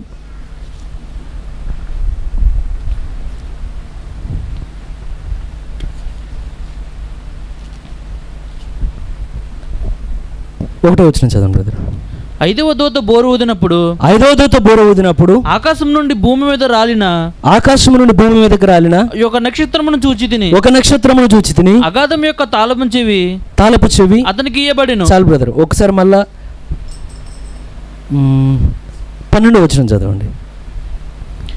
మొదటి శ్రమ గతించెను, ఇదిగో మరి ఒక రెండవ శ్రమలు ఇటు తర్వాత వచ్చెను. చదవండి బ్రదర్. 6వ దూత బోర ఊదినప్పుడు 9వ అధ్యాయం 1వ వచనంలోనో 5వ దూత బోర ఊదినది. ఎంతమందికి అర్థమవుతుందండి? 6వ అధ్యాయం 12వ వచనంలోనో 6వ దూత బోర ఊదుతున్నది.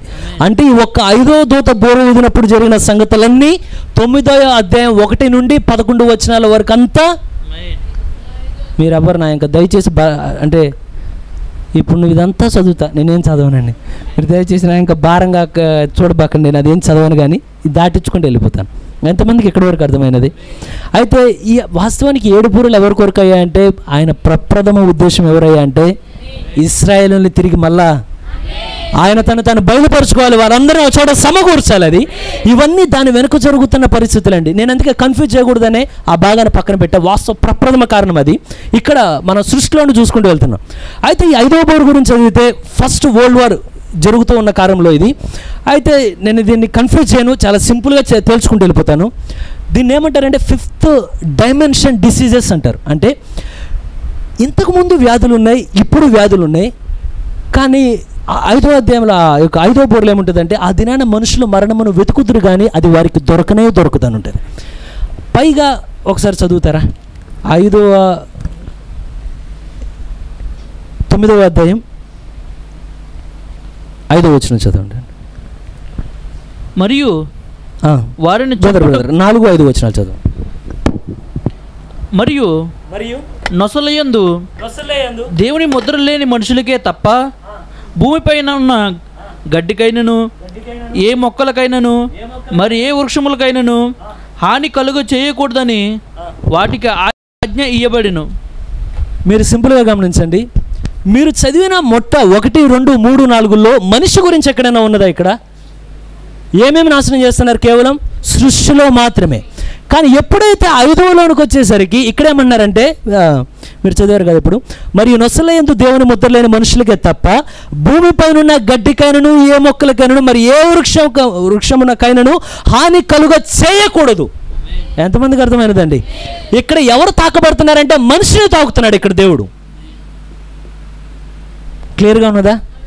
ఈ 4 దేని కొరకు? సృష్టి. కానీ 5వ బోర ఊదేటప్పుడు మనిషి. ఇక్కడ దీన్ని నేను కొన్నిట్లో ఒక్కొక్కలా ఉన్నది. మీకు సింపుల్గా మనకు అర్థమయ్యే భాషలో చెప్పుకుంటూ వెళ్ళాలంటే, ఒక కొటేషన్ చదివాను, అదే ప్రవక్త చెప్పినది అనుకుంటా. వాళ్ళు ఒక్కొక్కటి లిస్ట్ రాసుకుంటూ వచ్చారు. We have taller buildings but A short temper అని రాశారు. అంటే ఏమనంటే, ఏ రోజు లేనన్ని ఎత్తైన బిల్డింగ్లు ఈ రోజున ఉన్నాయండి. అంటే బబులోన్లో ఉందిగా, అక్కడ నిమ్రోద్ కట్టాడంటే అది పక్కన పెడదాం. ఇంతకు ముందున్న కట్టడాలు కానీ ఇప్పుడు కట్టడాలు ఏమవుతున్నాయి? ఇదివరకు మనం ఇంటి దగ్గర చూస్తే ఏముంటే పూరీలు కనబడాయి, తర్వాత రేకులు అయ్యాయి, తర్వాత పెంకుటిల్లు అయ్యాయి, తర్వాత రేకులు అయ్యాయి, తర్వాత డాబాలు అయ్యి, ప్రేమని బిల్డింగ్లు అయ్యి, తర్వాత అపార్ట్మెంట్లు, తర్వాత ఇప్పుడు ఏమంటారంటే ఈఫిల్ టవర్ ఎట్లా ఉంటుందో అట్లా ఒక్కొక్కటి ఇల్లు ఏదో ఒకటి కూడా ఉంటుందండి. ఆ ఇల్లు చాలా పెద్దగా ఉంటుంది, ఎన్నో అంతస్తులు ఉంటుంది. అది ఆ కొండ కన్నా పెద్దగా ఉంటుంది, అది చాలా ఎత్తు ఉంటుంది. కానీ కొండలేమో కట్టే ఇల్లులేమో పైకి పైకి పైకి పైకి వెళ్ళిపోతున్నాయి అంటే, కానీ మనుషులేమో షార్ట్ టెంపర్. అంటే ఏమనంటే కోపం వస్తుంది కదా, ఇది మాటికి ఎక్కువ అయిపోతున్నది.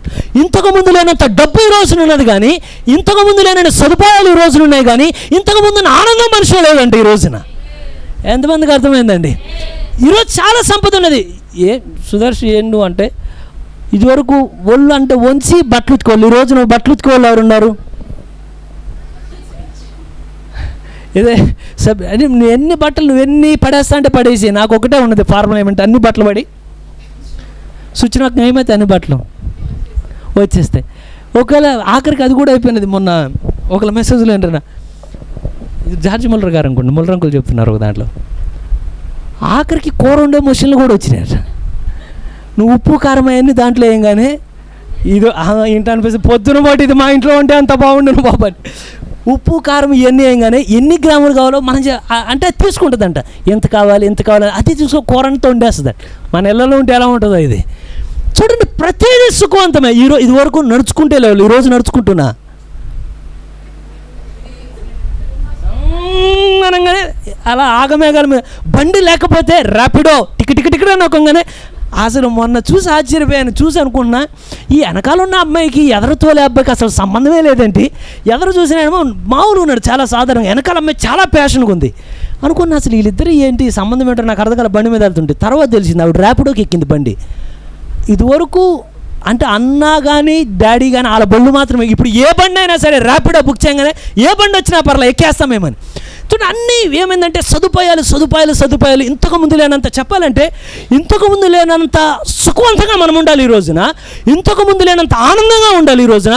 కానీ ఇంతకుముందు లేనంత దౌర్భాగ్య స్థితిలో మానవ జాతి ఉన్నదండి. ఎక్కడ చూసినా ఏమనంటే ఇంతకుముందు లేని సూసైడ్లు జరుగుతున్నాయి ఈ రోజున. ఎంతమందికి అర్థమవుతున్నదండి? ఎక్కడ చూసామంటే టెన్షన్. డాక్టర్ గారి దగ్గర నాకు టెన్షన్ అంటే డాక్టర్ గారు నాకు టెన్షన్ ఉంటుంది అంటే ఎక్కడ చూసామంటే ఒత్తిడి. ఎంతమందికి అర్థమవుతుంది? ప్రాక్టికల్ ఇది. మీరు ఆఫీస్లో సోమవారం పొద్దున్న చూస్తే తెలుస్తుంది మనకి ఇది ఎట్లుంటుంది ఆఫీస్లో. అసలు ఎవరికాళ్ళు యుద్ధ రంగానికి వెళ్ళినట్టు అవతలోడు పడిపోని ఏమనంటే టెన్షన్. ఒకసారి ఒక వ్యక్తి చనిపోతా ఇలా గోడ మీద ఒకటి రాసి చచ్చిపోయాడు. అది నాకు బాగా గుర్తుంది.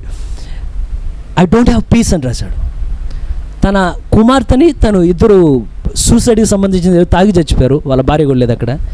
నా బ్రతుకులో కావాల్సిన డబ్బు నా దగ్గర ఉంది, నా బ్రతుకులో నేను అనుకున్న ఉద్యోగం నాకు ఉంది, అన్నీ ఉన్నాయి, కానీ నాకు ఒక్కటి లేదు, హృదయంలో ప్రశాంతత లేదు. కానీ ఈ రోజున దేవునికి 2 చేతులు ఎత్తి మీరు టాటా అని మిమ్మల్ని చేయొత్తమనలేదు, లేకపోతే మీరేది ఇంకెవరున్నారు బిల్ గేట్స్ కోటీశ్వరులని మిమ్మల్ని చేయొత్తిన వాళ్ళ. కానీ మనకున్నది కొంచెమే.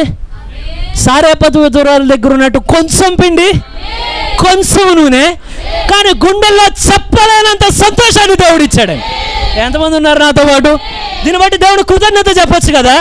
సమస్యలు లేవా? ఉన్నాయి, కానీ సమస్యల్లో కూడా నడిచే దేవుడు మనతో ఉన్నాడు కనుక హృదయం నిండా చెప్పలేని సంతోషం పొంగి పొంగి పొంగి పొంగి. నాకు ఇప్పుడు మూడు సరిగ్గా లేదు. ఎక్కడుంది బైబిల్లో? బైబిల్ ఏమంటున్నదంటే నువ్వు ఎటువంటి పరిస్థితుల్లో ఉన్నా సంతోషించుడి, మరలా చెప్తున్నా సంతోషించుడి. ఎంతమందికి అర్థమైనదండి? ఈ రోజున మనకి ఇది కామన్ డైలాగ్. ఏమన్నా కానీ కొంచెం బాగానే ఉంటారు, ఏమైతే తెలియదు వెంటనే ఏదో పూరిపోయింది అనమాట ఆవించగానే.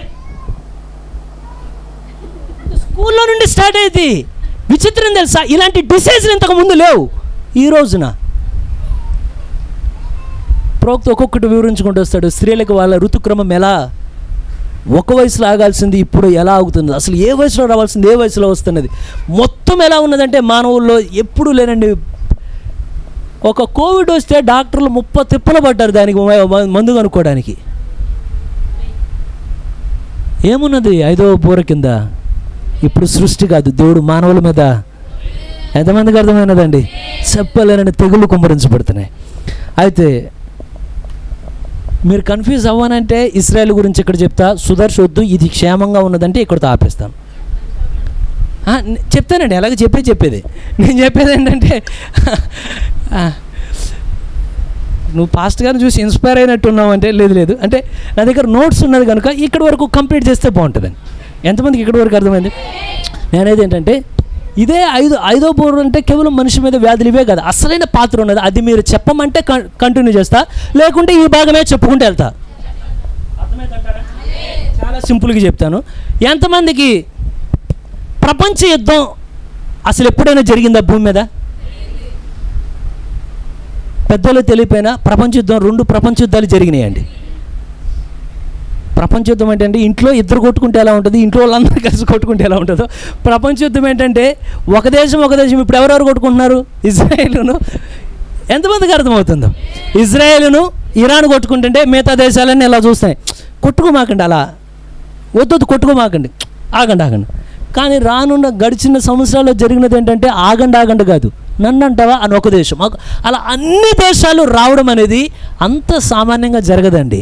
అలా జరగాలంటే ఏదో ఒక బోర పరలోకమందు ఓదబడితేనే భూమి మీద ప్రపంచ యుద్ధానికి దయ్యాలు కదిలేస్తాయి. ఎంతమందికి అర్థమైనదండి? ఇదే 5వ బూరలో ఏం జరుగుతున్నదంటే మొదటి ప్రపంచ యుద్ధం. ఏంటిది? ఎన్నోదండి? ఇప్పుడు నేను చెప్తున్నాను క్లియర్గా, నాకు తెలిసినంత వరకు. మళ్ళీ సేవకులు నిలబడ్డప్పుడు మీకు అర్థమయ్యట్లు ఇంకా దేవుడు చెప్పడానికి దేవుడు దయ చూపును కాక నేను చెప్పిన దాంట్లో ఏమైనా అటు ఇటుగా ఉన్నా. మీకు విషయం చెప్పిన, పొద్దున్న రాత్రి కూర్చున్నా ఏమనంటే చదవాలి ఈ రోజునని కూర్చొని పనుకొని పొద్దున్న లేచి 5ంటికి లేచి అనుకుంటున్నా, టైం చూసా, చూడంగానే 4:45 అని కనబడింది, 3:45 అని కనబడింది. అనగానే 3ంటికి లేసాను ఈ రోజున, ఇంకో గంట ప్రార్థన చేసుకుంటాను. అలా మోకాలు లేసా, ఒక నిమిషం అయిందో లేదో కొన్నాళ్ళ నా ఫోన్ వచ్చింది.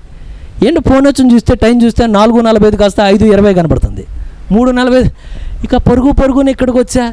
వెళ్ళిన తర్వాత అసలు ఏం చెప్పాలి ప్రభువా, వాళ్ళ ఆకలితో వచ్చిన వాళ్ళ ఆకలితో పంపించకుండా మా అనుదిన ఆహారం మాకు దయచేయండి అయ్యా చెప్పండి. గడిచిన వారం అంతా మత్తు. ఎందుకంటే కొన్ని వారాలు చాలా బలవంతంగా ఉంటామండి, కొన్ని వారాలు చాలా బలవంతంగా ఉంటాను అట్లా మెలకుగా. కానీ ఎంతైనా దేంట్లో ఉన్నాం మనం, ఎంత పైకి వెళ్ళినా బాడీ అంటుంది బాబు కొంచెం ఆగునాయన. కానీ ఒకరోజు అంటాం మనం దీని ఆగునాయన ఎప్పుడు శరీర రూపాంతరం చెందినప్పుడు, అప్పుడు బాడీ నిద్ర లేదు, ఆకలి లేదు, ఏమీ లేదు. కనుక సదా క్రీస్తుతో నిత్యమేమో, ఇక ఫుడ్ గిడ్డ ఏం అక్కర్లేదేమో. ఎంతమంది ఉందామని కోరుతున్నారు అక్కడ. అయితే మీరు ఇక్కడ గమనించండి, ఈ బూర కింద ఇది కొన్ని సంఖ్యలు అటు ఇటుగా ఉన్నాయి. ఇక్కడ మొదటి ప్రపంచ యుద్ధం జరిగినది. మొదటి ప్రపంచ యుద్ధం జరిగినప్పుడు ఏం జరిగినదంటే ఇశ్రాయేల్ అందరూ, నేను ఒక మాట అడగచ్చా, మీరు హృదయపూర్వకంగా చెప్పమన్నారా లేకపోతే నిజంగా ఒకళ్ళు అన్నారు అసలు ప్రవక్త ఎలా పనుకున్నాడు కానీ ఆ వరం ఉంటే నేను పనుకొని కూడా పనుకోలేను అన్నాడు ఆయన. ఎందుకంటే హృదయ రహస్యాలు తెలిసిపోయినాయి అనుకోండి. మీరు చర్చిలో వచ్చి గాడ్ బ్లెస్ యూ అనగానే ఇతర సిస్టర్ ఆవిడకి ఎంతో కోపం ఉన్నా సరే గాడ్ బ్లెస్ యూ అని, కానీ మీకు హృదయ రహస్యం తెలిసిపోయింది ఆవిడ మిమ్మల్ని తిట్టుకుంటుందని ఎలా ఉంటుంది మీకు అక్కడ? ఎలా ఉంటుంది అక్కడ?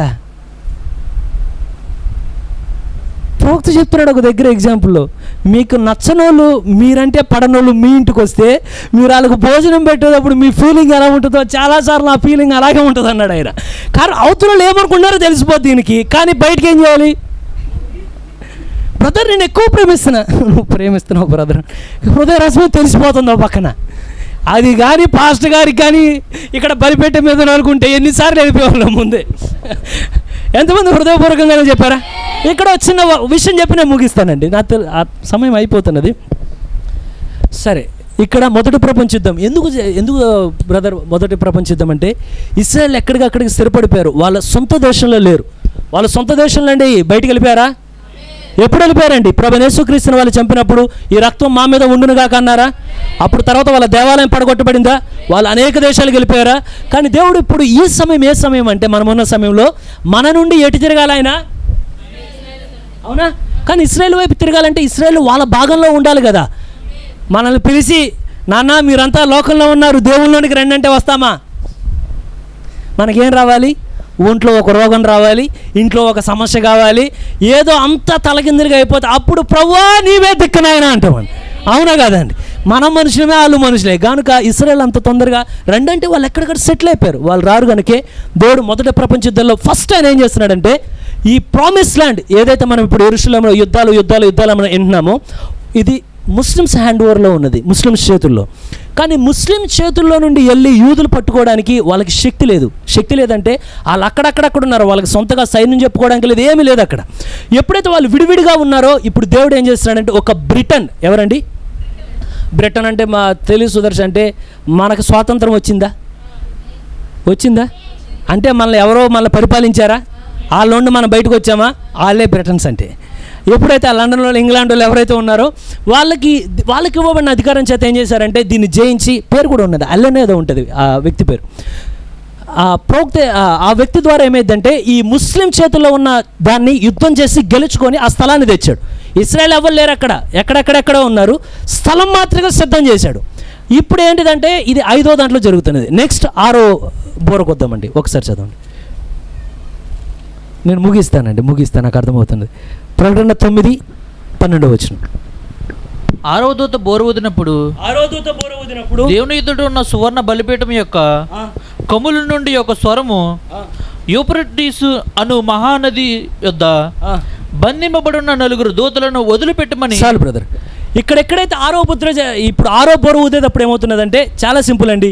ఇశ్రాయేల్ ఎక్కడెక్కడెక్కడో ఉన్నారు, వాళ్ళందరూ మా ప్లేస్కి తేవాలంటే ముందే ఏం చేయాలి? అవునా కదా అండి? మనం వచ్చి ఇంట్లో ఎక్కడ ఇల్లు కట్టుకుంటామా, ఇల్లు కట్టుకొని లోపలికి వస్తాం అన్నీ చదువుకోవడానికి. ముందే పెట్టేసుకోగా అన్నీగో ఇక్కడ బీరువా ఇల్లు కట్టినాయన అంటే కడతాలే బీరువా పెట్టి అలా అన్నాం కదా. ముందేం చేయాలి? కట్టిన తర్వాత అప్పుడు బీరువా తెచ్చుకోవాలి లోపలికి.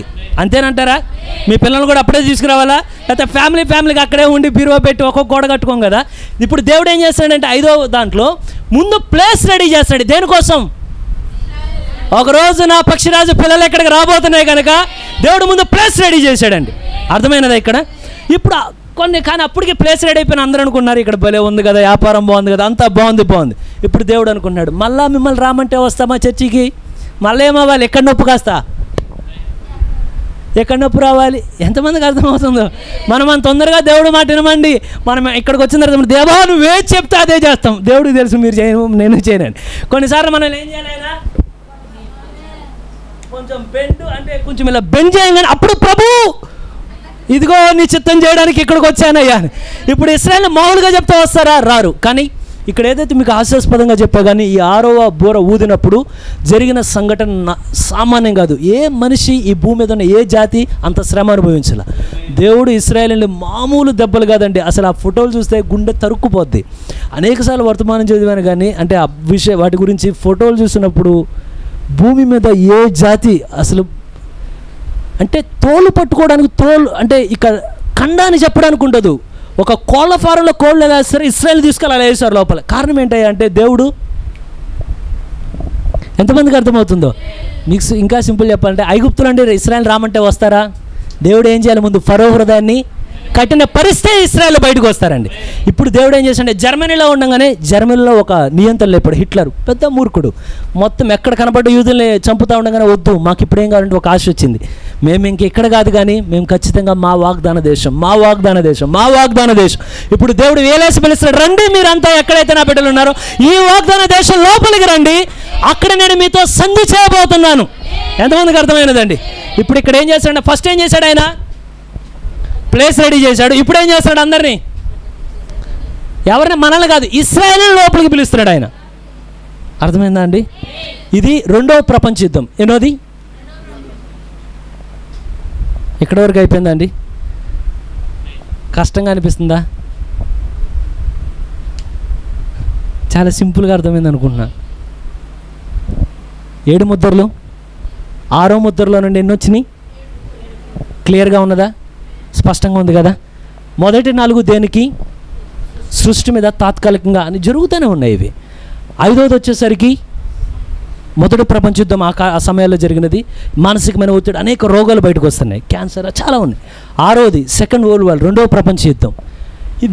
ఇది ఏంటంటే జస్ట్ ఫ్రేమ్ వర్క్ అండి. దీన్ని కట్టుకుంటా వెళ్తే మళ్ళీ రేపొద్దున ఉదయకాల ఆరాధన వరకు ఇక్కడ ఉండొచ్చు మనం. నేను ఉంచను మీ ఎవరిని, ఎందుకంటే ఇది ఒక కోణంలో చూస్తున్నాం, అనేక కోణాలు ఉన్నాయి దీనిలో. నాకెందుకు వాళ్ళ గురించి అంటే నేను ముందే చెప్పాను, నువ్వు కానీ దేవుణ్ణి ప్రేమిస్తే ఏమంటావంటే ప్రకటన గ్రంథం నా స్వాస్థ్యం కనుక దీనిలో ప్రతి ముక్క నాకు అర్థమవ్వాలి ప్రభువా. నీకు తెలుసా ఇప్పుడు మన జగన్ ఇప్పుడు ఎవరో ఉన్నారు సీఎం, ఆయన మనకి ప్లేసులు ఇస్తున్నారు, ఇల్లు ఇస్తున్నారని తెలుసా? అర్రే నాకు తెలియదు. ఆవ్వా 2025లో ఎక్కడుండి ప్లేసులు ఇస్తే తెలుసుకుంటే నీకు వస్తుందిగా ప్లేస్ అంటే. ఈ టైంలో ఉండి తెలియకపోతే పిచ్చోడు చూసినట్టు చూస్తారు. నీకు అన్నీ ఉండి కూడా అప్లై చేసుకోవాలి. అదేమో ఇక్కడ కూడా అడుగుతుంది బైబిల్.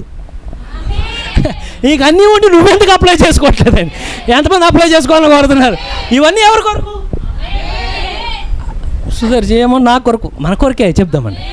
ఇవన్నీ జరిగిన దేవుడు ఎవరి కోసం ఆపుతున్నాడండి? 3వ భాగం మాత్రమే. ఎంతమందికి అర్థమైనదండి? ఈ ఫస్ట్ వరల్డ్ వార్లో ఏం జరిగినది? ఇశ్రాయేల్ మధ్యలో స్థలం రెడీ చేశాడు. 2వ ప్రపంచ యుద్ధంలో ఇశ్రాయేల్ అందరినీ లోనికి నడిపించాడు. అక్కడ ఎప్పుడైతే ఈ కార్యం జరుగుతూ ఇశ్రాయేల్కి స్వస్థలం వస్తున్నదో అదే సమయంలో దేవుడు ప్రవక్త వచ్చి దేవుడు తాను బయలుపరుచుకున్నాడండి. ఎంతమందికి అర్థమైనదో? ఎవరి కొరకు? ఎంతమందికి అర్థమైనది? అయితే ఇక్కడ 7th one 7వ బూర అనేది, ఈ 7 బూరల్లో 6 బూరలు జరిగినవండి. అర్థమైందా? ఇంకా జరగాల్సింది ఎన్నోది? ఇది బోరా ముద్ర. ఓకేనండి, స్పష్టంగా ఉందా? 6వ ముద్రలో ఉన్నా ఇది ఎప్పుడు జరుగు సుదర్శ్? ఇప్పుడు కేవలం స్థలంలోనికి పిలవడమే కాదు, మన మధ్యలో ఎలా అయితే పరిశుద్ధాత్మ తన యొక్క అద్భుతాలు తన యొక్క కార్యాలు జరిగిస్తూనే ఉన్నాడు కదా. మనం ఏ పాట వాళ్ళం కానీ అడుగుతున్నా దేవుడు స్వస్థతలు జరిగిస్తున్నాడు. ఏ పాటలను అడుగుతుంటే దేవుడు నశించిపోతున్న ఆత్మలు దేవుడు సంఘంలోనికి నడిపిస్తున్నాడు. ఎలా అయితే మన మధ్యలో జరుగుతున్నాయో సేమ్ ఇది ఈ రోజున ఇశ్రాయేలు మధ్యలో లేదు.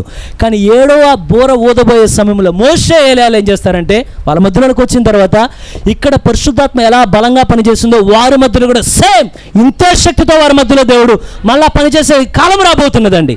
అక్కడ ఏం జరుగుతున్నదయ్యా అంటే ఎన్నోది, ఇంకా నేను మీకు ఇంకా ఎక్కువ హీట్ చేయను, ఇక్కడ వరకు క్లియర్గా ఉందనుకుంటున్నాను. ఓకేనండి, ఇప్పుడు మనం ఇంకా దేన్ని వదిలేసాం? ఇప్పుడు చెప్పనా వచ్చేవారని చెప్పనండి? చాలా సింపుల్ అండి. ఇంకా నేను దీన్ని ఎక్స్ప్లెయిన్ చేయను, ఒక్క మాటలో చెప్పేస్తాను. ఈ 3 ఒక దాంట్లో ఉండి ఒకటి ఒక దానిలో కనబడింది కదా. 6లో ఉండి ఏమొచ్చినాయి? అర్థమైనదా? ఈ 7వ బోరలో నుండే ఎన్ని రావాలి? అర్థమైందా అండి? ఫిట్టింగ్ సరిపోయిందా? ఇప్పుడు సైకిల్ టైర్ పెట్టేటప్పుడు టైర్ ఎదర పెట్టాల్సిన టైర్ ఎదర పెట్టాలి, వెనకాల పెట్టాల్సింది వెనకాల పెట్టాలి, అంతే కదా. బ్రేక్ దగ్గర పెడల దగ్గర బ్రేక్ పెడితే సైకిల్ ముందుకు వెళ్ళదు. అది ఇప్పుడు ఇదేమవ్వాలంటే దేనికి దానికి. ఓకేనా సుదర్శ్? మరి 7వ బోర నీకు నాకేం సంబంధం అంటే మీరు గమనించండి. ఇప్పుడు ఎన్ని బోర్లు అయిపోయినాయి? 6. మనం ఎక్కడున్నాం? 6కి 7కి 6వ బోర ఊదబడింది, 7వ బోర ఊదబడే సమయం రాబోతున్నది. కానీ ఈ మధ్యలో ఏం జరగాలయ్యా అంటే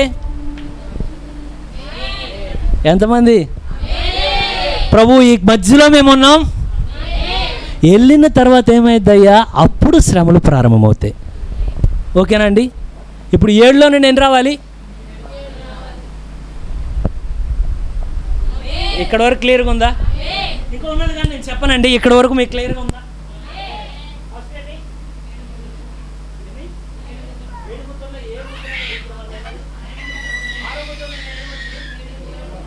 వచ్చినాయి. 7వ బోర్లో ఉంటే ఏమొస్తుంది? 7 పాత్రలు దాంట్లో ఉంటుంది. మోషే ఏలియాలు ఉదబోయే 7వ బోర దాని గురించి. అయితే ఒకటి నేను చెప్పాలనుకుంటున్నా, కారణం ఏంటంటే సరే వద్దులేండి, ఇప్పుడు నేను చెప్పానంటే అటు ఇటు కలిపి మొత్తం ఇంకో అరగంట అయింది. కానీ ఫైనల్గా ఒక కార్యం చెప్పాలనుకుంటున్నా. ఇవన్నీ పక్కన పెడితే ఎంతమంది మృగపు సంఖ్యను చేద్దాం అనుకుంటున్నారు? మృగాన్ని చేద్దాం అనుకుంటున్నారు? అందరిని చేద్దాం అనుకుంటున్నారా? సరే, వధువు ఒక్కటే జయిస్తుందా? బుద్ధి లేని కన్యకు కూడా జయిస్తుందా?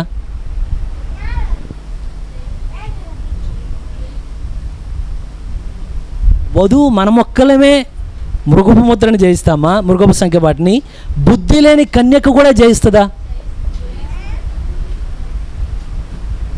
జయించుదంటే ఏమంటాడు? జయించదంటే ఏమంటాడు? ఇద్దరూ జయిస్తారండి. కానీ ఒకటే వ్యత్యాసం, ఎత్తబడుటకు ముందు ఒకళ్ళు జయిస్తారు, ఎత్తబడిన తర్వాత ఒకళ్ళు జయిస్తారు. శ్రమల్లో దానితో పోరాడుతూ ఉంటారు వాళ్ళు. కానీ ఈరోజు దేవుడు మనల్ని పోరాడుతా పెట్టలేదు. కానీ దేవుడు ఎంతమందికి అర్థమైనదండి? ఆ రోజున మన పోరాటం ఎప్పుడు? ఇదేమో ఈ రోజున మనం పోరాడాల్సింది దేనితో? మనమే జయించుకోవాలి, సిద్ధాంతాలను జయించాలి, లోకాన్ని జయించాలి, నిదానం అయిపోతున్నాయి, ఫ్యాషన్స్ జయించాలి. ఏ సంఘ ప్రభావం మన మీద అక్కర్లా, ఏ మనిషి ప్రభావం మన మీద అక్కర్లా. నువ్వు నేను ఎలా ఉండాలంటే చితిసారకు మ్రాను వలె మెత్తగా వంగగలిగేట్టుంటే దేవుని జీవ నీలో నాలో పెడితే శ్రమలో నుండి కాదు కానీ శ్రమ పై నుండి దేవుడు తీసుకెళ్తాడని. ఎంతమంది శ్రమ పై నుండి వెళ్దాం అనుకుంటున్నారు? బెండ్ అవ్వడానికి ఇష్టమేనా? పూర్తిగా బెండ్ అవ్వడానికి ప్రభురాత్రి భోజనం పరిశుద్ధులుగా ఉండకూడదండి.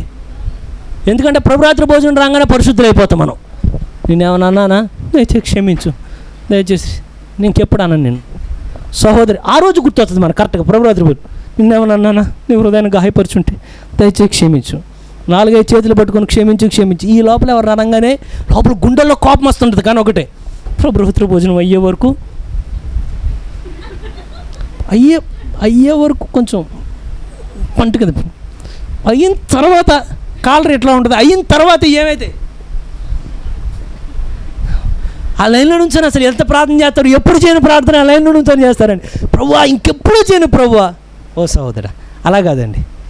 నువ్వెప్పుడు స్థితిసారకు మ్రాల్లాగే ఉండాలి. ఎప్పుడు నీలో నువ్వు ఖాళీ చేయబడతానే ఉండాలి. ఎప్పుడు క్రీస్తు జీవం నీలో. ఎంతమంది నాలో నింపు ప్రభువా, నా వెలుపల పోయండి నీ జీవాన్ని, నా లోపల పోయండి. అనేక శ్రమలు రానున్నాయి, కానీ ఆ శ్రమలన్నింటిలో నుండి తప్పించే శక్తి ప్రభువైన యేసుక్రీస్తు రక్తానికి మాత్రమే ఉన్నదండి. ఆ రక్తంలో ఉన్న జీవమే పరిశుద్ధాత్మ అండి. ఎంతమంది పరిశుద్ధాత్మ ద్వారా ముద్రించండి అయ్యా. ఏ శ్రమలో వెళ్ళాలని కోరట్లేదు మేము, ఏ ఉగ్రతలో ఉండాలని కోరట్లా, కానీ క్షణంలో దేవుని సన్నిధిలోకి వెళ్ళాను. ఎంతమంది దేవుడి కొద్ది లేఖనాలు దేవుడు దీవించిన గాక. అందరు లేచి నిలబడదామండి. ఆరాధన ఆరాధన ఆరాధన ఆరాధన ప్రేమించేది అధికముగా ప్రార్థింతు ఆసక్తితో ప్రేమించేది అధికముగా ఆరాధింతు ఆసక్తితో పూర్ణ మనసుతో ఆరాధింతు పూర్ణ బలముతో ప్రేమించేదన్ పూర్ణ మనసుతో ఆరాధింతు నా బలముతో ప్రేమించేదన్ ఆరాధన ఆరాధన ఆరాధన ఆరాధన హల్లెలూయా ఆరాధన ఆరాధన ఆరాధన ఆరాధన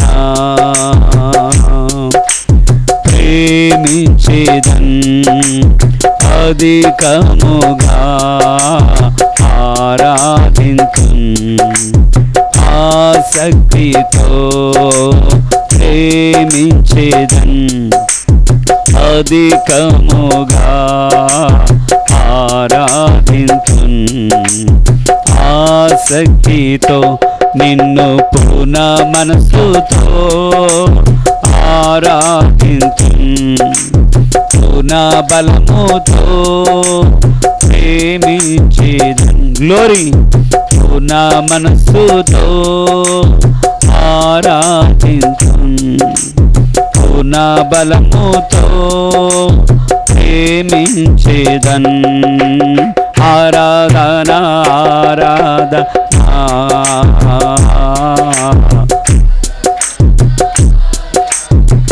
yes Lord ఆరాధన ఆరాధన ఆరాధన ఆరాధన ఆరాధన ఆరాధన ఆరాధన ఆరాధన ఆరాధన ఆరాధన ఆరాధన ఆరాధన దేవా స్తోత్రం. మహాగణుడైన తండ్రి, సర్వోన్నతుడైన దేవ, మరుండు చేతులెత్తి తండ్రి మీకు మేము కృతజ్ఞతలు మేము తెలుపుచూ ఉండిన్నాం. జ్ఞానంలో మనో ప్రభు బాగా చదవగలిగిన వారు మనో తండ్రి, అలా నువ్వెన్నడూ మమ్మల్ని ప్రేమించలేదు నాయన. మేము కేవలం సామాన్యమైన ప్రజలమై ఉండిన్నాం. నువ్వెల్లప్పుడూ సామాన్యతలో దాగి ఉన్న దేవుడివే, సామాన్యతలోనే నువ్వెల్లప్పుడూ బయలుపరుచుకున్న దేవుడివై ఉండిన్నావు. ఓ ప్రభు, అల్పులుగా మా చేతులెత్తి అడుగుచూ ఉండిన్నాం. నిజమే, అనేక బోర్లు ఊదబడుచు ఉండినవయ్యా, అనేక కార్యాలు జరుగుతూనే ఉండినయ్యా. కానీ ఇంకా మేము ఈ రీతిలో సజీవంగా ఉన్నామంటే అది కేవలం నీ ఉచితమైన కృప ఉండినదయ్యా.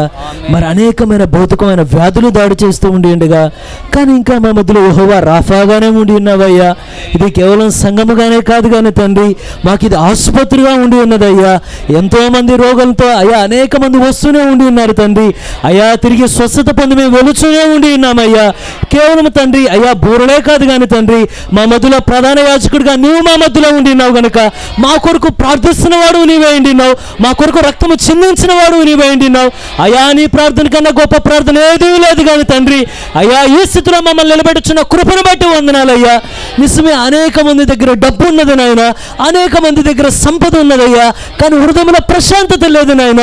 అయ్యా మేము గొప్ప సంపద కలిగిన వారము కాదు కానీ మా గుండెలో ఒక నిశ్చయత ఉండి ఉన్నదయ్యా, మా గుండెలో ఒక నిరీక్షణ ఉన్నదయ్యా, మా గుండెలో ఒక ఆనందం ఉండి ఉన్నదయ్యా, మా గుండెలో నీ మీద ఒక ప్రేమ ఉండి ఉన్నదయ్యా. స్థితులు ఏ విధంగా ఉండినప్పటికీ మాతో నడిచే దేవుడు కాని ఉన్నాడనే తండ్రి హృదయంలో ఒక నమ్మిక మాతో ఉండి ఉన్నదయ్యా. అందును బట్టి నీ కృతజ్ఞతలు మేము చెల్లిస్తూ ఉండినాం అయ్యా. మరి ఇప్పుడు భూమి మీద నీతో మేము నడుస్తూ ఉండిగా, ఒకరోజు భూమి మీద కాదు కానీ తండ్రి పెండ్లి విందులో నీతో పాటు మేము కలిసి ఉండగలుగునట్లుగా, మాలో ఏ ఒక్కరూ విడవబడుకున్నట్లుగా ఇక్కడ ఎలా సమాజంగా ఉండి ఉన్నామో నీ ఇష్టమైతే అయ్యా ఒకరి ముఖాలు ఒకరు మేము మరలా మధ్యాకాశంలో చూడగలుగునట్లుగానైనా దయచేసి కృప చూపమని మేము అడుగుతూ ఉండినాం తండ్రి. ఈ లేఖనాల్లో ఇంకా అనేక కార్యాలు మా మధ్యలో తండ్రి దయచేసి మీరు వెల్లడి చేయమని అడుగుతూ ఉండినాం. ఏ విధమైన పొరపాట్లు జరగకుండానట్లుగా ఏది ఏ స్థానంలో పెట్టాలో నీవెరిగిన దేవుడు అయ్యా. దయచేసి మాకు సరైన స్థితిలో మాకు బయలుపరచండి అయ్యా. అయ్యా ఇవి తెలుసుకునే కార్యమే జ్ఞానులు అవ్వాలని కాదు కానీ తండ్రి అబ్రహాముకు తెలియజేసిన దేవుడివే నువ్వు నేటికి అదే దేవుడు అయ్యిండినావయ్యా. అయ్యా ఎటువంటి శ్రమ మేము తప్పించుకోబోవచ్చు ఉండినామో, ఎటువంటి పాత్రలు ఇంకా భయంకరమైన కార్యములు తండ్రి. మరి నేడైతే 3వ భాగము మాత్రమే, కానీ పాత్రలో 3వ భాగము కాదు కానీ తండ్రి సమస్తము శుద్ధి చేయబడుచు ఉండిగా ఆ రోజున మేము ఇక్కడ ఉండము కాదు ప్రభు అయ్యా. ఇక్కడ నేను శ్రమంలో పాలు భాగస్థులం కాదు కానీ చితిసారకు రానులో తండ్రి ఆ తారు వ్రాయబడినట్లుగానే మా లోపల మీ జీవాన్ని ఉంచమని అడుగుచూ ఉండినాం, మా బయట మీ జీవాన్ని ఉంచమని అడుగుచూ ఉండినాం. క్రీస్తు చేత మేము ముద్ర వేయబడగలుగునట్లుగానైనా అయ్యా ఏ నీరైతే శ్రమను తెచ్చి ఉండినదో, ఏ నీరైతే లోకాన్ని ముంచి ఉండినదో అదే మీరు ఓడను పైకి లేవనెత్తినట్లుగా ఏ వర్తమానమైతే అయ్యా మరి అంగీకరించగా తండ్రి ఈ ప్రజలంతా శ్రమలోనికి వెళ్ళొచ్చు ఉండి ఉన్నారు. ఈరోజు అదే వర్తమానం పట్టుకొని అడుగుచూ ఉండి ఉన్నాం. ఈ వర్తమానంతో చివరి వరకు నైనా నమ్మకంగా నిలబడే హృదయాలు మాకు దయచేయండి. మాకు మేము నిలబడలేము కానీ తండ్రి నిలబెట్టే దేవుడు మీరు మా మధ్యలో ఉండి ఉన్నారు అయ్యా. ఈ వర్తమానము మాత్రమే తండ్రి ప్రతి శ్రమ నుండి మమ్మల్ని తప్పించగలదు. దయచేసి నీ పాదాల దగ్గర అడుగుచూ ఉండి ఉన్నాం అయ్యా. మరి కుటుంబాలుగా ఈ స్థలంలో ఉండి ఉన్నాం. మా అక్కర్లేంటో నువ్వు ఎరిగిన దేవుడు అయ్యా. అయ్యా కేవలం నువ్వు అవసరతలు వినే మాత్రమే అయ్యా, మరి విని ఆగిపోయే దేవుడు కాదు కానీ విని జవాబిచ్చే దేవుడు అయిండి ఉన్నావు, విని మా అవసరతలు తీర్చు దేవుడు అయిండి ఉన్నావయ్యా. దయచేసి మా అక్కర్లు మీరు తీర్చండి. ఎవరెవరు కుటుంబాలు ఎటువంటి వేదనల చేత వచ్చి ఉంటున్నారు అయ్యా, ఇతరులతో పంచుకోలేని కార్యములు అనేకం ఉండి ఉండవచ్చును అయ్యా. కానీ నువ్వు మా ప్రాణ స్నేహితుడు అయిండి ఉన్నావు, ఏ రకమైన మీతో పంచుకోగలమయ్యా. అటువంటి స్వాతంత్రం మీరు మాకు ఇచ్చారయ్యా. అయ్యా మరి తండ్రి మీ పాదాల దగ్గర నీ బిడ్డలు ఏమేమి అడుగుచ్చు ఉండి ఉన్నారో వాటి విషయాల్లో నీ కృప చొప్పున విడుదలగా ఇచ్చేయండి. ఈ సమయం నీ బిడ్డలు తిరిగి వారు ప్రయాణం చేయొచ్చు ఉండిగా, మరి దూర ప్రాంతంలోని మా మధ్యానికి వచ్చి ఉండిగా దయచేసి తిరిగి వారి క్షేమాన్ని దయచేయండి అయ్యా. ఏవైతే తండ్రి మరి పునాదిగా వింటూ ఉండి ఉన్నామో నాయన దయచేసి వీటిల్లోండి లోతులోనికి తండ్రి దయచేసి మీరు మమ్మల్ని నడిపించమని అడుగుతూ ఉంటున్నాం. మాకు మేముగా నడిస్తే ఓడిపోతామయ్యా, మాకు మేముగా నడిస్తే పడిపోతామయ్యా. కానీ అగ్ని స్తంభంగా మేఘ స్తంభంగా నీవు నడిపిస్తే తండ్రి మేమెన్నడూ పడిపోము ఓడిపోము. కానీ ప్రభు వధువు ఎన్నడూ మోసపోదు అని నీ వాక్యం చెప్పినది కనుక ఎన్నడూ మోసపోకుండా మీరు మమ్మల్ని కాపాడండి. ప్రతి ఒక్కరిని దీవించండి, ఆశీర్వదించండి. మరలా మేమందరం సమాజంగా చేరి ప్రార్థించినంత వరకు మీ కృపా సమాధానాలు మాకు తోడుగా ఉంచి నడిపించమని ఈ రాత్రి వల్ల ఈ ప్రార్థన ప్రభువైన యేసుక్రీస్తు నామములో అడిగి వేడుకున్నాం తండ్రి. ప్రభువైన యేసుక్రీస్తు యొక్క సన్నిధి, ఆయన యొక్క నెమ్మది మనకు పరిశుద్ధులందరికీ తోడయుండునుగాక. ఈ తాత్కాలికమైనటువంటి ఉగ్రతల నుంచే కాదు, రానయ్యున్నటువంటి ఆ యొక్క మహాభయంకరమైనటువంటి శ్రమల నుంచి కూడా దేవుడు తన వధువును కాపాడునుగాక. God bless you. God bless you. Yesu